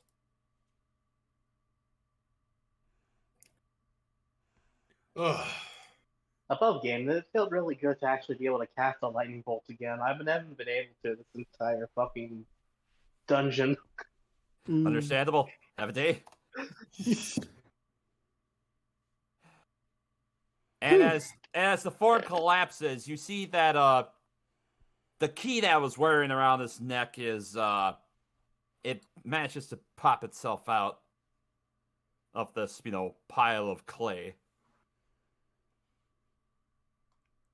Well, we solved the puzzle, Enoch says with air quotes.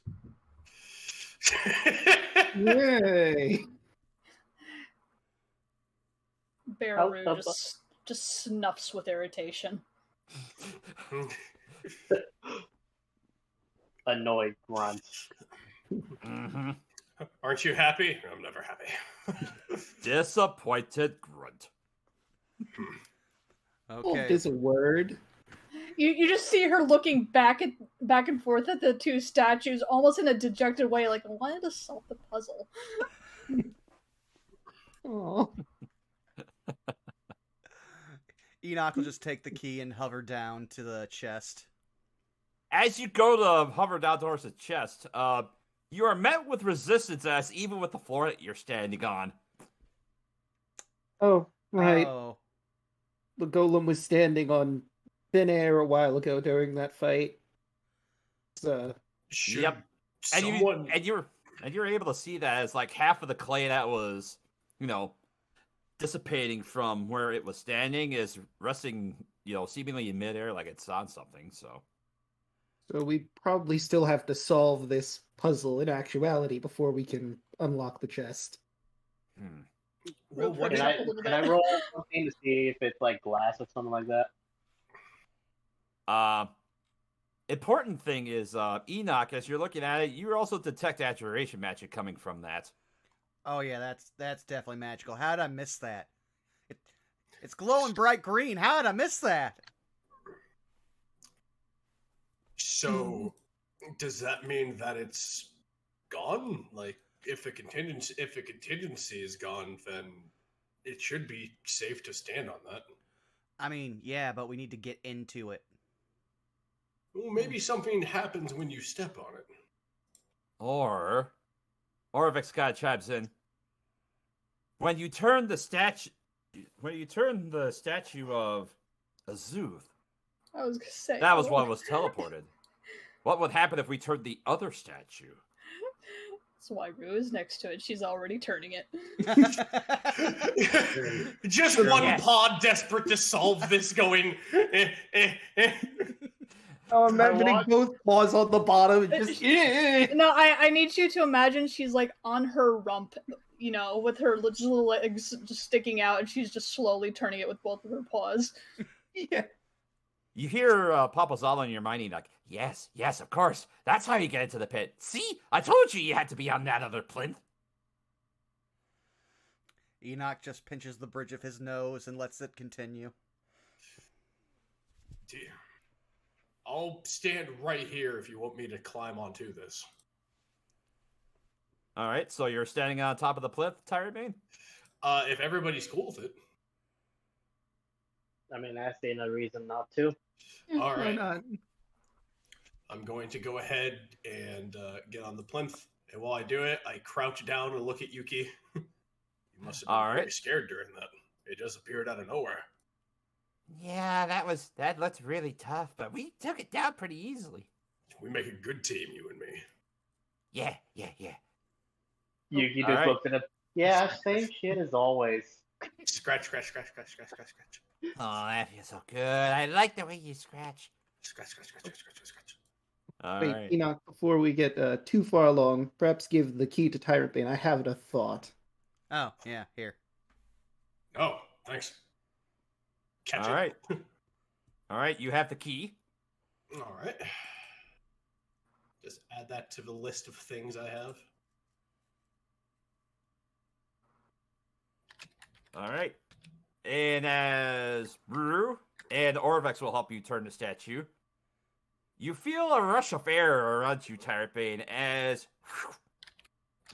you find yourself now inside the pit. Something happened! Dan will wave down you at hear us? Tyrantbane. You guys can't hear him really that well. What happened? Can you hear me? Alright. Okay. Whoa, I hate this He's place! talking and he can't say anything. Can I use minor illusion to basically write letters in the sky that says we can't hear you? Sure. It's like within a 1 foot square, you just see like a little billboard just pop up. We can't hear you. Can see you. You hear the wall of force slightly rumbles as you hear him say the yell a Chultan swear very loudly. He's going That is the angriest I've ever heard him. We're going to crouch. He hates it when sudden things happen. Meanwhile, Rue looks happy that for once the puzzle went somewhat correctly. She actually looks pleased. I'm going to crouch down to the box. All right. Examine the box. All right. So you look at the box. It has a lock on it. Look at the key in the lock. Looks like it could fit. I will put the key in the lock. It fits. I will turn the key. You hear a click, and nothing happens. It sounds like it unlocked the chest. I'll look up to Dan, point at the crate, and then just give a thumbs up like, if something happened, it seemed good. I'm alive. Dan will return the thumbs up, and then minor illusion open the box. I will open the box. All right. You open the chest, and inside, you find a red cushion that's on the bottom of this chest, and resting on top of it, you see there are 2 orbs that are on top of it. They're about 1 inch in diameter, and as you go and look at them, they kind of look like they're shaped like eyeballs. One is shaped like, one is pale green in color, and the other is pink.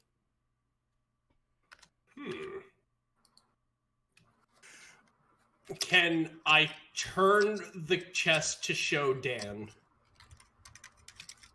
Well, or is the it like chest bolted is, to the, or is the chest like bolted to the floor, basically? well, this is a stone chest, so I am it's strong. very heavy. I will grunt and try to move the chest to show Dan what's in the chest. As you go to try and move the chest, it's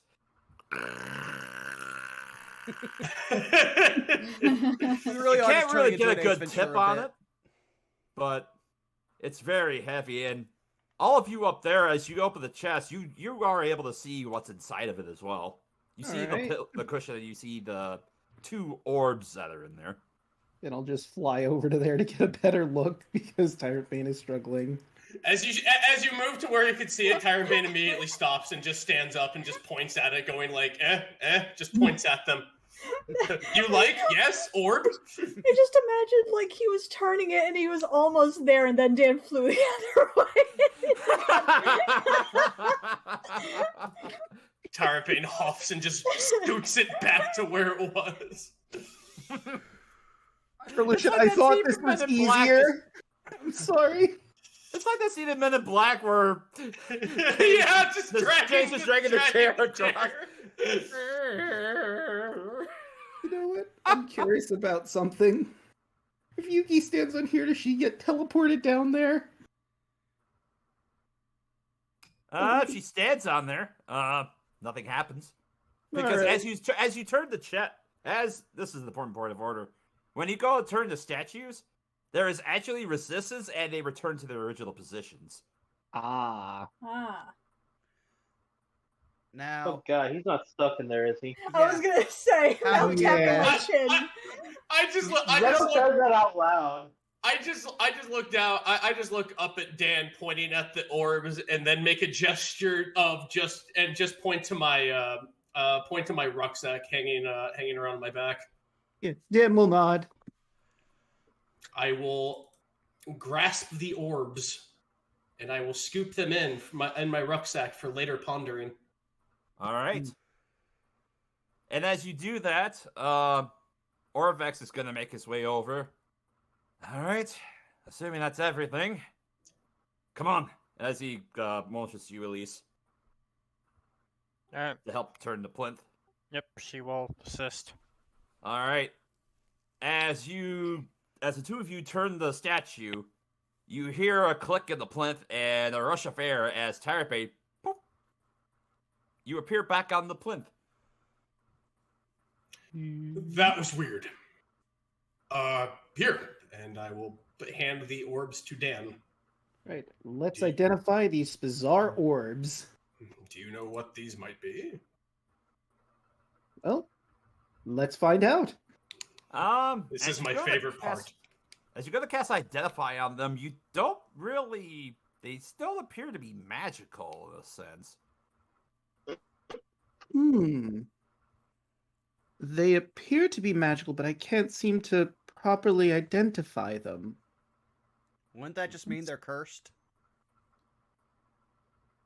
As you're looking at them with your Eldritch Sight, Enoch, you don't detect any magic on them. Yeah, they also don't actually look magic. That's... Huh.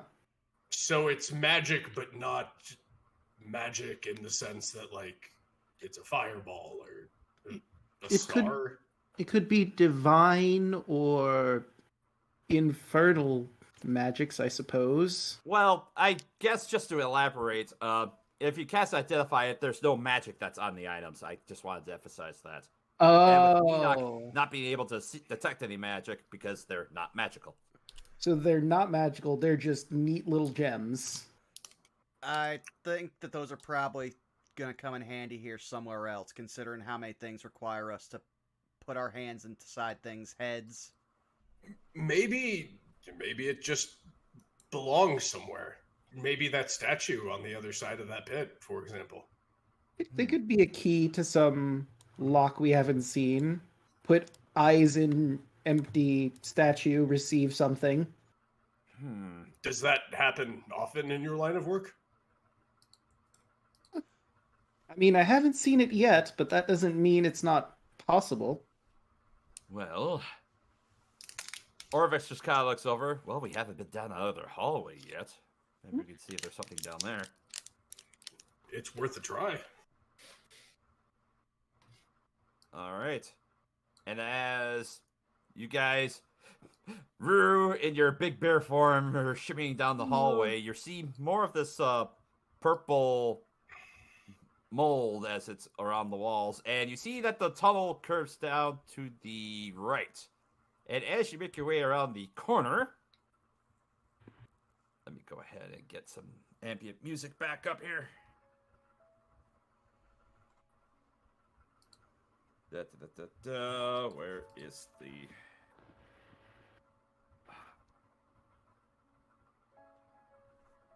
The corridor ends in a large door with a round mirror set into its surface. 10 circular indentations, each about an inch across, surround the mirror. Rue narrows her eyes, and then she just looks back at Dan. And she just kind of like with her paw, just kind of makes a little circular motion. Some sort of round object in there.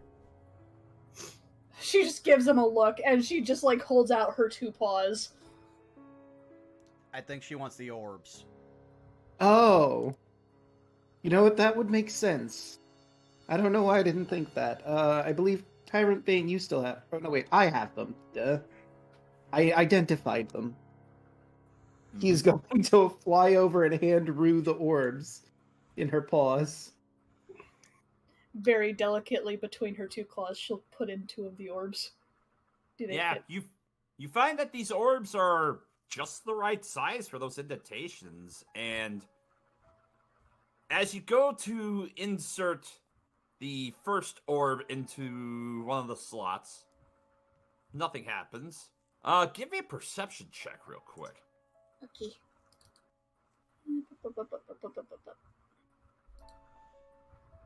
13? As you go to set the second gem into the door, it's weird. With some of the lighting from, say, Tyrantbane creeping around the corner, you notice that your fur looks like it's a little more mangy. Your reflection looks like you're a little thinner, rougher looking even.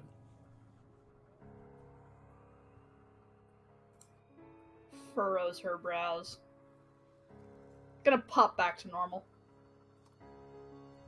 Yeah, as you revert to your normal human form, you look at your reflection and you look a little thinner, a little older even. You've got some gray streaks in your hair as you're looking at your reflection.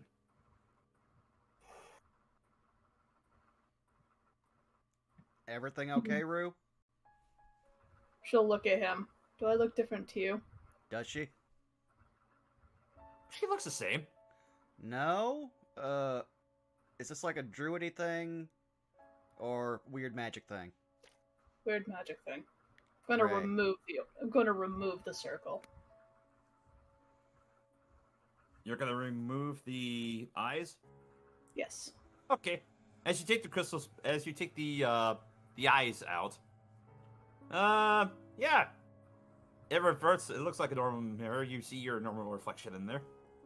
Fascinating. Also troubling. We might need more information on this. As I put these in, What did it look like? I begin to look older. Huh. Let me try something. Alright. Okay, and Enoch will try to place the orbs in the same spots and see if it affects him, considering he's not exactly a normal being at this point. As you go to place the orbs into the sockets, you look at the reflection in the mirror, and where your metal bits are attached to your face, you notice there's a little bit of rust. A few spots of rust begin to form just above your eyebrow and where your ear would have been.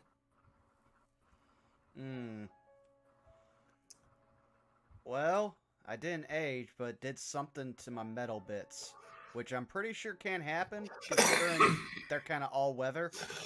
But yeah. Bless you. Yeah. Yeah, as you guys look at Enoch, he doesn't look any different. It's when you look at the reflection in the mirror, it looks like something else is different.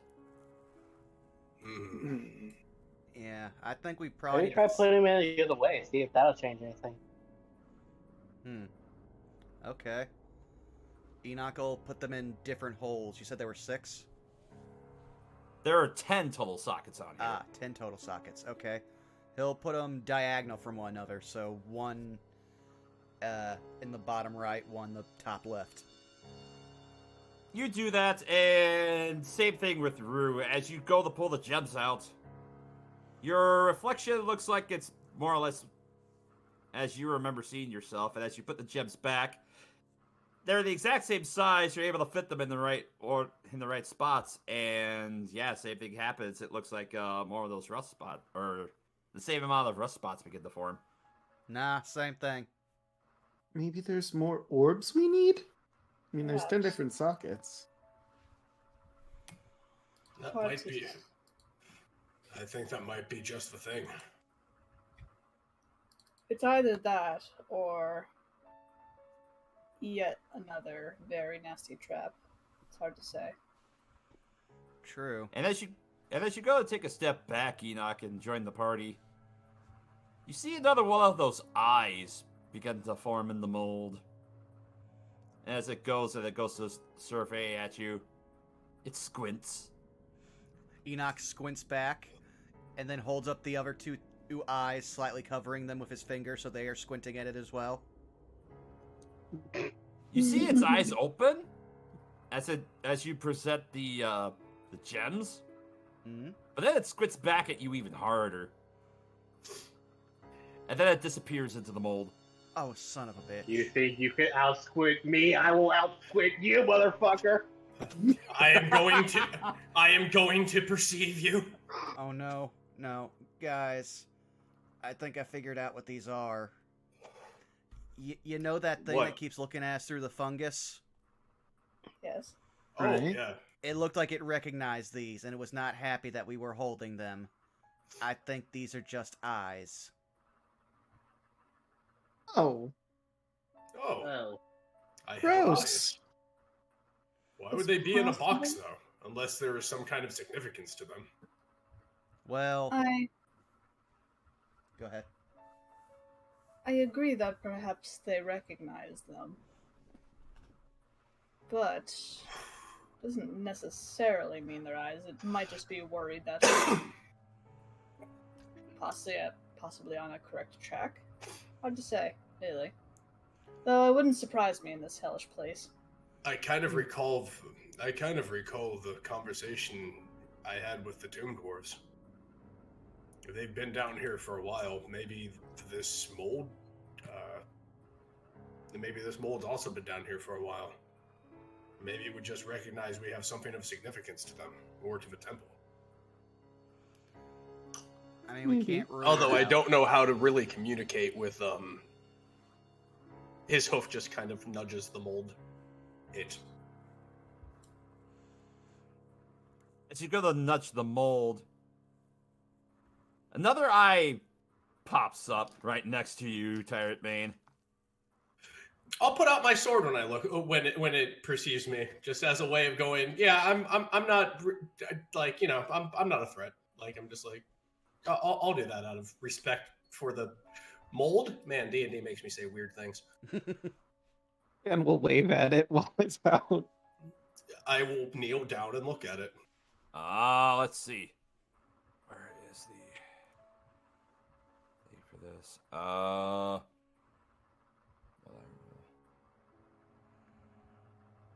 Hold on. There's a whole thing for this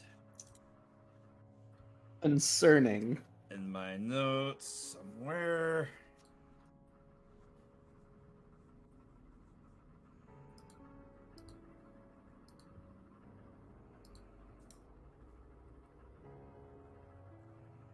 All right.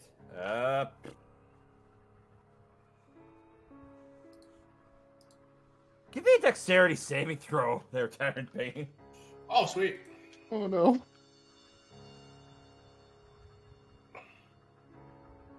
Let's see what we got. 20. You go to, you see this eye just kind of pop up as it hits the mold. It stares right at you. You see a bright light erupt from it, and you manage to duck out of the way as this beam erupts from it and manages to leave a sizable chunk in the wall behind you. I will ignite my sword. I will ignite my sword and make an angry moo at it. The eye squints back at you as it disappears into the mold. Well, that was the first time it attacked any of us.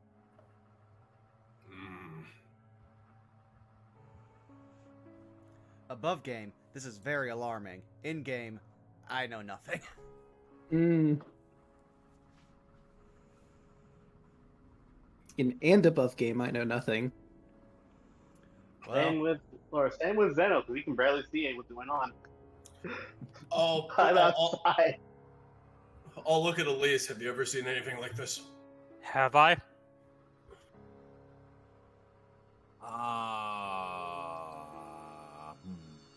Arcana check? I try again. I've tried so many times, it just barely failed, but can I try again? Yeah, you can Sam. try again, Dan. 21! 21.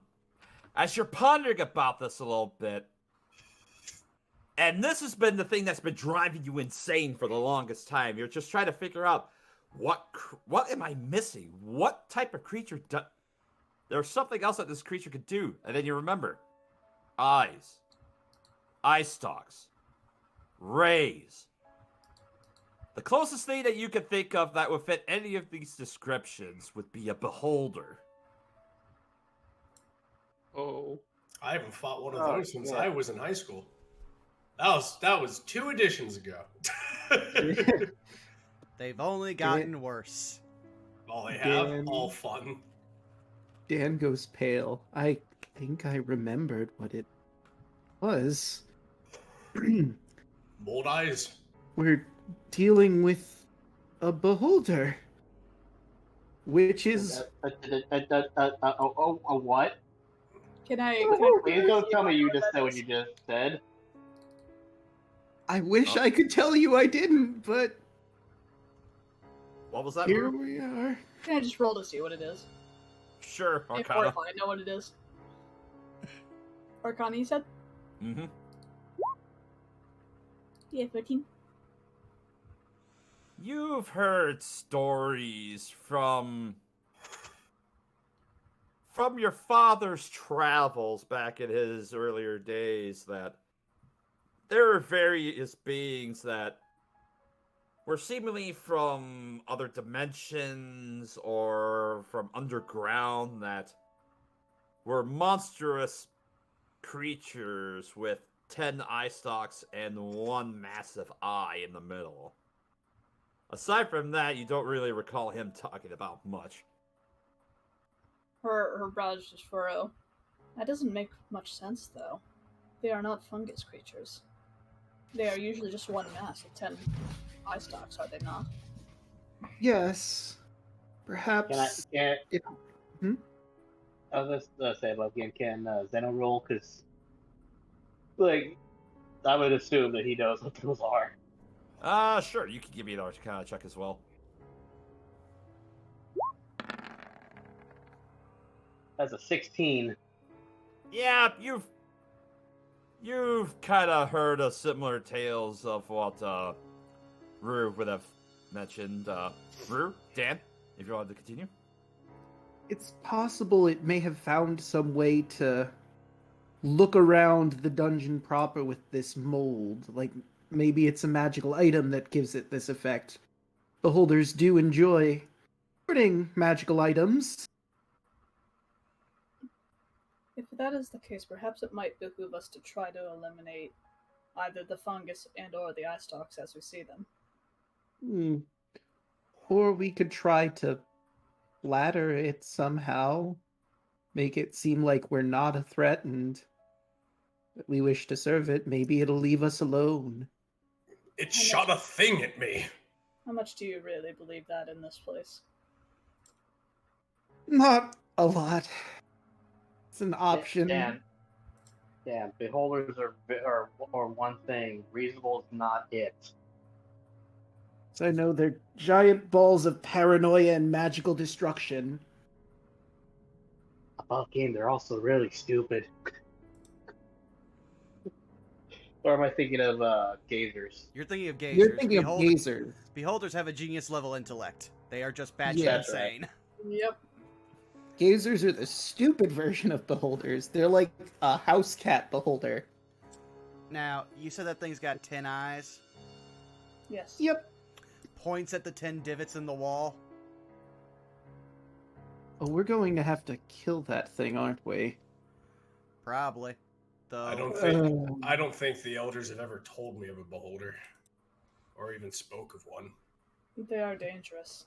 Gonna do a history real quick, if that's okay with you, Milla. Sure. No, which Not quite the No. 0, but this is completely out of my tribe's pay grade. Indeed. Could I do a history just for shits and giggles? Sure. Okay. Oh. Yeah, in your time hanging around Yanzaru, you've ran into some other adventurers that kind of exchange stories. You've heard them, specifically back in the Forgotten, or on the Sword Coast. The most famous one that you've probably heard of is one called Xanathar, who was the leader of an underground criminal organization. That's about as far as any other beholders that you have heard of. Wait, beholders can run unions and shit. Yes. I mean, it's more of a thieves guild that he runs, but I thought that book that I owned was about. Okay. I thought that was just a. Oh wow, learning all kinds of things. All right, well. Elise is just gonna peek up. Heard some stories from adventurers that came into the port from the Sword Coast. Does the name Xanathar ring a bell to anybody? No. I don't think so. Apparently, it's a. Apparently, it's this whatever this beholder is. Apparently, that's what it is, and it, from what I understand, ran some sort of a criminal forefront. Well, if a beast like that can run a something like that, then it's very, very intelligent, from what I'm gathering. Hmm. Milla, with my 21, could I identify what kind of beholder this is, or no? Because I have a thought running in the back of my head. With that check, it could be your standard beholder. You're not sure. It could be your standard genius level insanely maniacal eyeball. Above game, considering where we are, it could be a death tyrant. Which has tyrant in the name, so Tyrantbane can kill it, theoretically. frankly, I agree with Enoch's assessment. The 10 eyes thing makes sense. So we need So I don't know too much about beholders, but I do know a lot about tracking. These are very dangerous, and frankly, we do not need to go to this thing. I would highly recommend not. Yeah. I mean, unless we're certain that leads to one of the 9 gods, how badly do we have to go through whatever room that is? Considering its level of security, I would say there would be. If I was somebody that would design something like this, I think that would be just the place to do it. Guarded by a creature like that. Yeah. Yeah. Although I am mildly curious about something. I do not believe we can get through the door anyway. You know, give me one of those eyes. Here you go. Sure. Which one would you want? I said Enoch. I think Enoch has. Yeah, Enoch has the eyes. Enoch, right? yeah, Enoch has the eyes. Enoch just holds out the eyes. Take your pick. Rudy has the chest. We shall take one of them. I wonder what happens if only one of us puts either or in. All right, let's experiment. Okay, I'll put in one, Enoch puts in the other. Yep. All right. As you're looking up at the mirror, you go to put one eye in. You don't really notice anything. As Enoch, you go to put yours in. As the two of you are looking at this mirror, Rue, you kind of notice that your skin gets. It looks like it's a little bit drier, and you do notice the gray streaks in your hair. And Enoch, you notice about the same amount of change as you did before, where it looks like the metal of your face begins to develop a couple of rust spots. Yeah, seems about the same. Elise has got a peek up. Do you mind if I try? Sure. You can. I'm mildly curious, and considering my, well, kind of looks down at herself. Heritage, I'd probably, if this is something to do with aging, I'm considering that I probably will outlive most of the people here. You know, that's actually a very good point. Zeno looks at Dan like as the two half elves. Yeah, No offense, of course. I mean, there's some witches in my order that have lived a very long time in spite of their races, so I don't know how I would look in the mirror. I mean, I don't have access to stuff that would make me live very long, but Grandma's living elixir. Well, going off this mirror, I might not age anymore thanks to this, so I'm gonna go process that outside. But as Elise, you go up to look at the mirror, you don't really notice a whole lot of change. You maybe get like a single crow's foot, like maybe under each of your eyes, but aside from that, you really don't seem to change that much. A singular toesy. A singular wrinkle. a crow toe, if you will.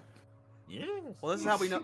This is how we know the mirror's lying, because it put laugh lines on Elisa's face.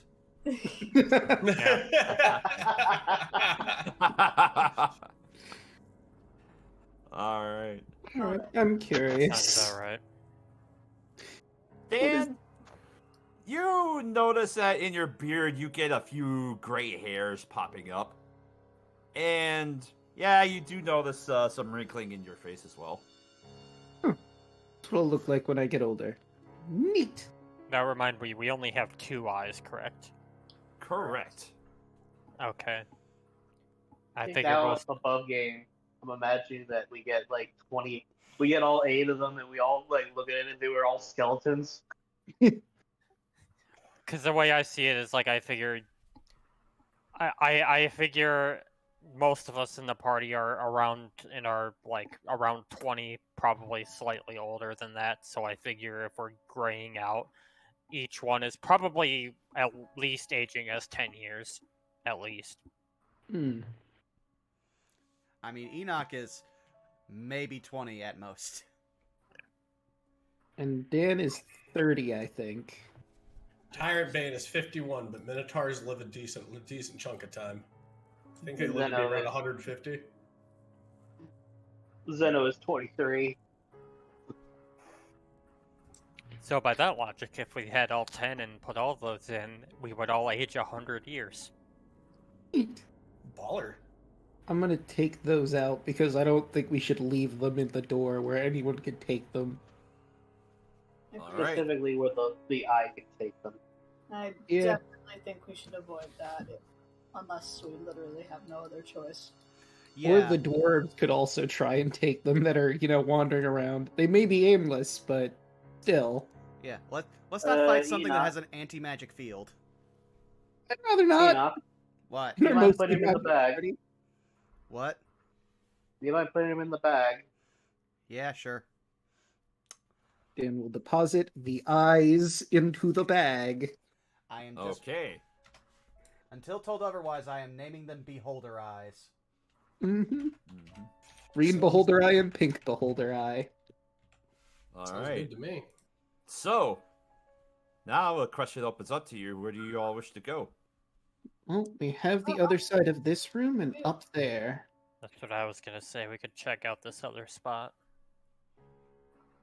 Hopefully that statue is still a statue. Yeah. Hmm. As you make your way out to the balcony, you look across the torchlight, basking the statue across, and yep, it's still a statue. Do we Should want to we- pull the lever? Should we back up and yes, go ahead and pull the lever? I can actually use my, and she holds up her lantern to do it. Oh. I mean, Alright. I could just mage hand it too. Oh. Pull the lever, Kronk. Here, let's all back up, and I'll just use the lantern. Zeno, No, just like, I said back up, Zeno, out of the room. Yeah. that was me moving the entire map, and it somehow drove my character over there. Oh, okay. All right. Let me just So- go into the death range. It's fine. So, as Mur, you extend the star falling out, and she looks up to you, and you see her form fly out and go to grab the lantern. Oh, okay. She goes to pull the lever down. The first thing that you notice is that across the way, it looks like the statue that's across the way, as though some machination is making it move. You see the wings begin to unfurl, and each of its hands that are extended outward, it looks like they begin to unfurl and open, palm out. But the second thing that you notice, and that everyone notices, is that a loud, resounding, banshee-like wail begins to emanate from inside this room. And... oh boy. I hate to ask this for you guys, but I'm gonna need you guys to roll initiative again. Oh no. Ah, goody gumdrops. Oh What no. happened in the room? No. Roll high, Cal. Roll high. Oh, that's a 4. That's a 3. I got that 1. 12. Thanks for Yuki. Although she's all the way back here, I don't know what Yuki's going to be doing unless she sprouts some wings. It's bouncy. Chuck it. No. Oh, you don't want to chuck the dog? Okay, that's fair. It's understandable. Have a good day. I will Now- say this, you guys can take this for what you will, but with the roll 20, I'm okay with seeing that one's on initiative because I just don't want to. I don't. Rather not. So, It's real like- quick, I'm going to ask this above game mainly for the sake of Caitlin. It is almost midnight. Would you guys want to stop here, or are we good to keep going? That's a good question. Yeah. I Dep- do well, have work. I could see this going as little as one turn, or depending about how long you do it. But yeah, I'll leave that, guys, up to you if you want to just resolve this real quick, or if you want to just call a session here tonight. No, if you don't think it'll take long, we can knock it out. Yeah. Yeah, honestly. Let's see. I double-clicked on that, so Orvex rolled that 21. Oh, The next 20. Or no, not Orvex, it was Kawasha. Rolled a 21. And Orvex actually rolled a soft 20. I only asked because I know you said you were tired, and technically for me, I don't have to work tomorrow, so I'm not bothered by it, but I can't speak for everybody else. I also work tomorrow in the morning, but I'm fine if won't take too long. I was gonna say, yeah, I do have work, but if we think it's gonna knock out quickly enough, then I'm good to go. I mean, I have a feeling the solution is just, put the lever back where it was. Mm-hmm. Yeah. Alright, so... at the time, we'll start with Orvex. What's going on? What's that wailing? Happened when we pulled the lever.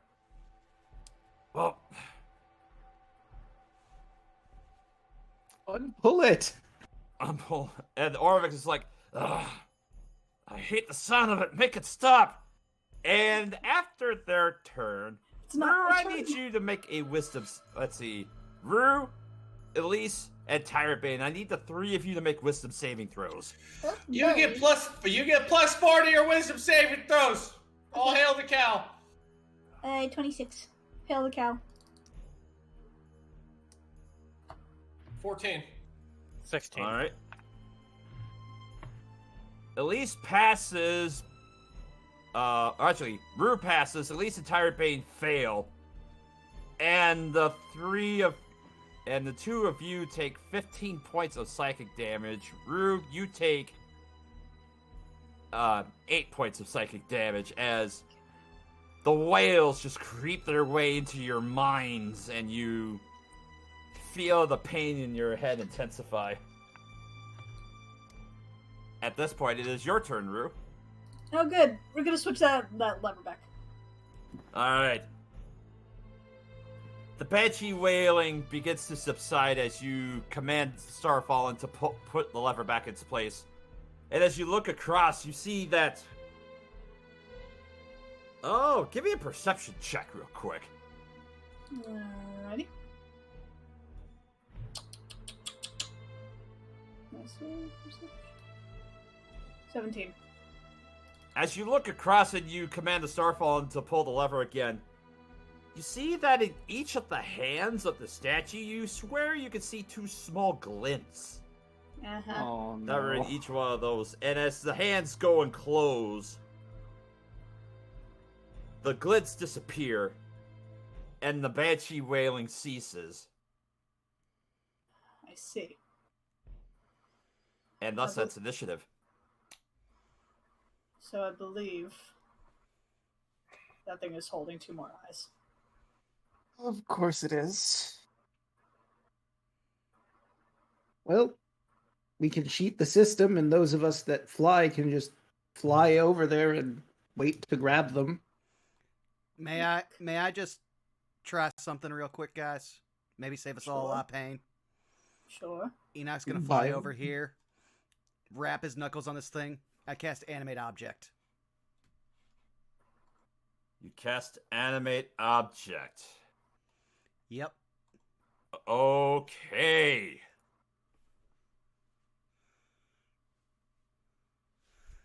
Specifically, yep. Object. That's not being worn. Let me double check. Statue. Statue.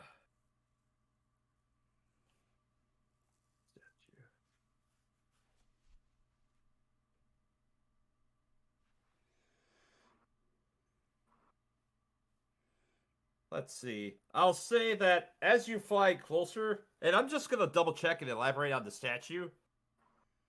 Your Eldritch Sight actually detected transmutation magic coming from the fists. And as you go to cast Animate Objects on it, I'll be generous and say that the casting of the spell fails because part of that object is magical. But you keep your spell slot. Okay. So, well, the things that, both the hands are magical, so I can't animate it, but looks at Rue. Do you want me to pull it again? I was just gonna say dispel magic, but if you really yeah, want, that works. Yeah, no, that works too. Yep, hold on. No, just dispel magic. I know I have the range for it. I measured it earlier.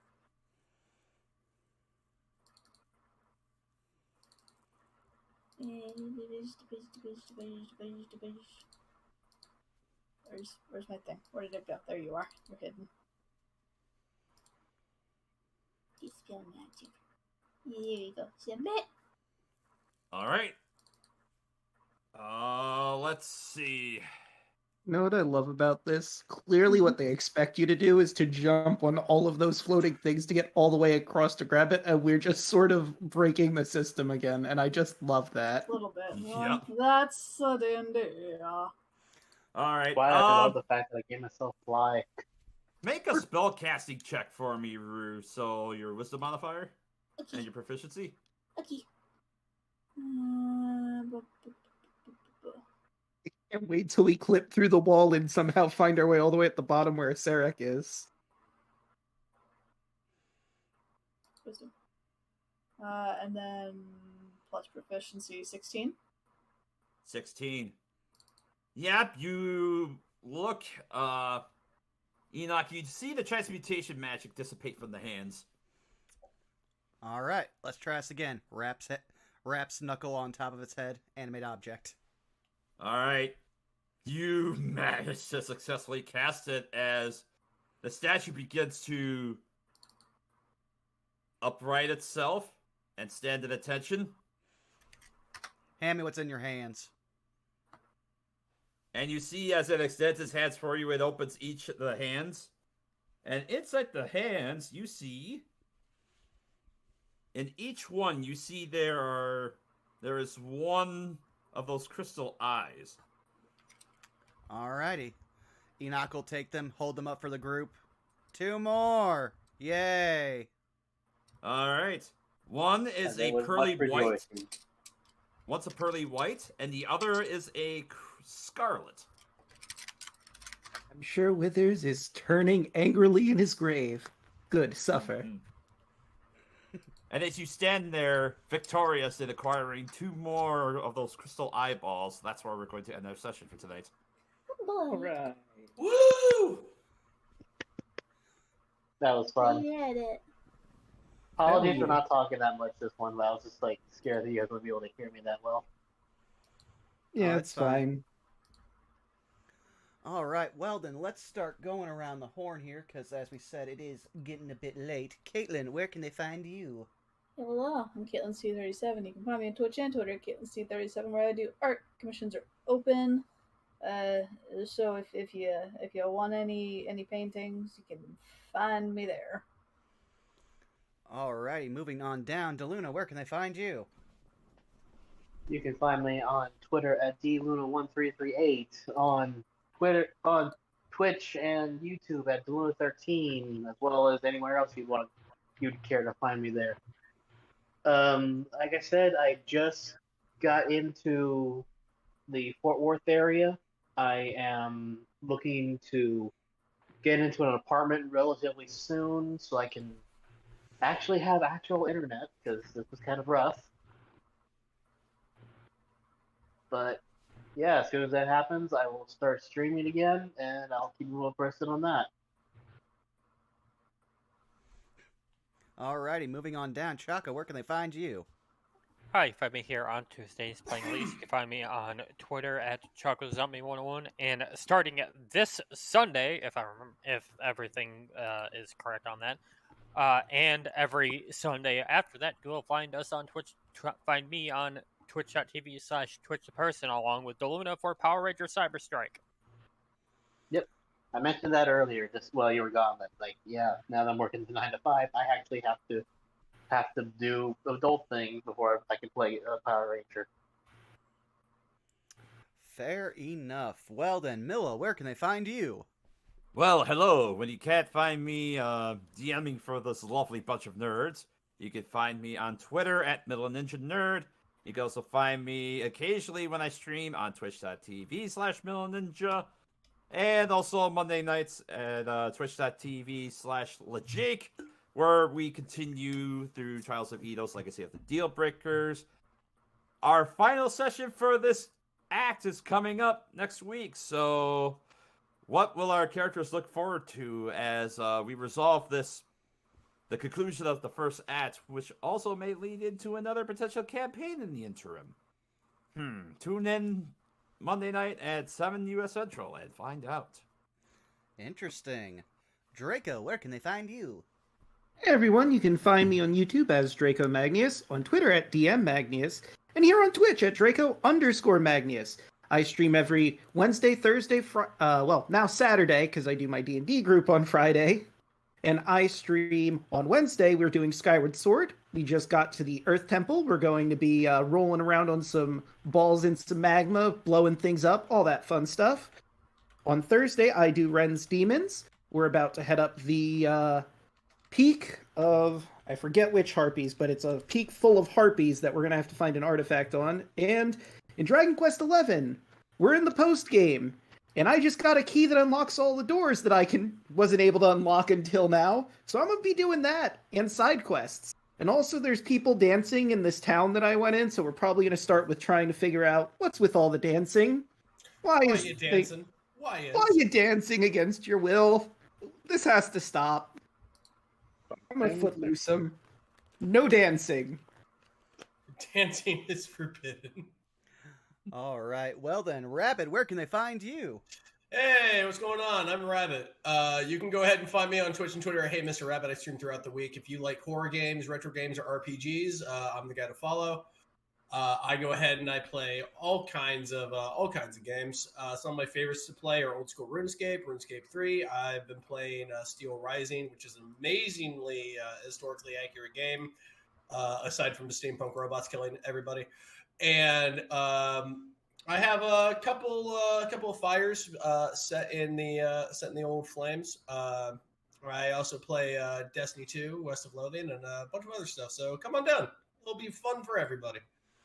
Awesome. And you've already found me here at twitch.tv/BurnoutVaughn, where this Saturday we've got the return of Saved by the Spell, where, I mean, we've only just started the festival arc, so it's definitely not going to end next session with some kind of crazy climax. Who knows? But aside from that, probably some more random streams as we get things underway and get ready for Web of Deceit, which will be starting in October on the 6th. And I think I already know who we're going to hit up for a raid, because I never get a chance to raid them. So we're going to raid a friend of D6 Black Archives, one Blue Kazanate, who's doing an art stream because they can't sleep. So just be sure to say hi to Blue. Yeah. And also, shout out, quote of the session, as provided by the illustrious Ella Robot, goes to Tyrantbane this week for, "What's a demon?"